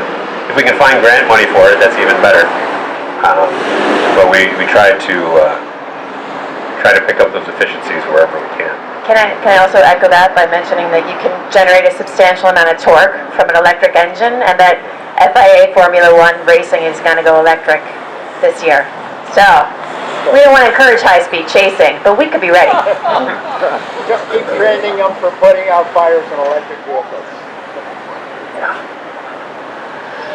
I'll just point out briefly, we do have that energy report is an annual report that's on the website for people to check out, and we have a bit of an executive summary of the places we've invested over the past year, between the climate stuff that Ben was talking about, and a number of other efforts and initiatives we've had going on over the past couple of years. A couple things. One is putting in a plug for sidewalk replacement. Union Street, Ben's house, their driveway. I agree. You agree with that? The sidewalk from Napa up to the corner, both sides. And I don't know if there's private property issues or not, but when you think about it, that's a feeder section for Prospect, Cayuga, Congress, Strawberry, 70th Street, Seneca Road, Holland. And they've been terrible. A couple years ago, David Means took the clippers and cut back enough so that one side was passable. Thank you, David. Yeah. And the other side is beautiful slate, but it's, so sidewalk replacement, when that is thought about, it would be nice to consider that. It's only a block or even half a block, really. The other thing is, when the Great Street project bridge is going to, I'm on that because I'm the president of the and our seniors really like that little walk down to the post office. They miss that bridge. It's awesome. Yeah, I can mention the Greg Street Bridge. I did cover that previously, but we should have engineering designs in about the next couple of weeks, and then the hope is sometime this year, but we don't have firm dates until we get the designs and start figuring out a plan. Yeah. Yes. It's coming. It is coming. We actually, whereas in, if we'd had this last year, I guess the one that we had in January last year, I don't think we had a plan then. We didn't have a real vision of how we could get it done in the budget that we had to work with. We do have that plan now, and it is moving forward. So there's very forward momentum there. Do you know if there's going to be stairs involved? I don't believe there. Okay. I don't believe there'll be stairs now. Okay. Yep. And then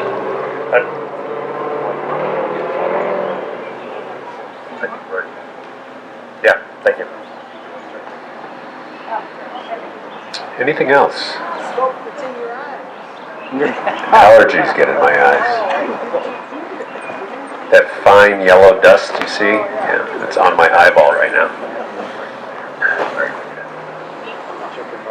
Airbnbs contribute to hospitality. I believe there is a fee assessed by Airbnb for the hospitality and room tax. I don't know how that gets remitted to the county. I believe the fee is included there.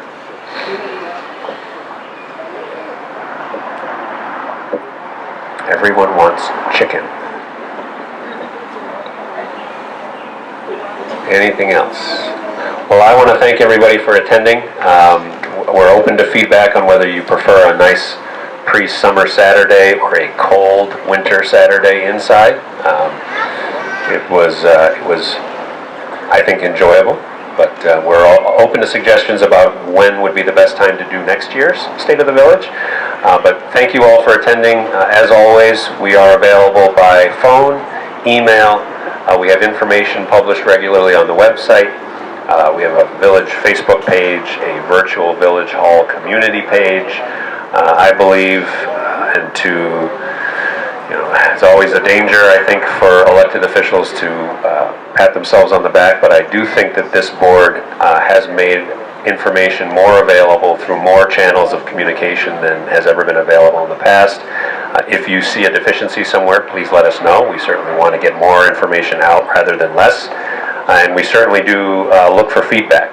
We tend to only get feedback when there's a controversy, but we look for feedback the rest of the time as well. So please let us know if there's ever anything that you have questions on or comments that you'd like to contribute to any particular discussion.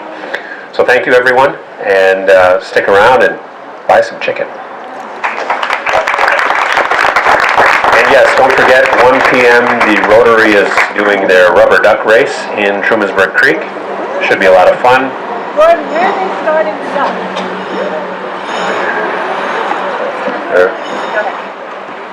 The duck race will begin. They're putting the ducks in just over here on the stream here by Solo Drive, and then it's going to end by the other side of Guinea. So there's several bridges. We actually have a lot of bridges in our town, our village, as you know. So you can watch here, you can watch on 96 on either side. You can't watch from the footbridge right now without breaking the rules, so don't do that. Lots of bridges, and we don't own one of them. Thank you, everybody.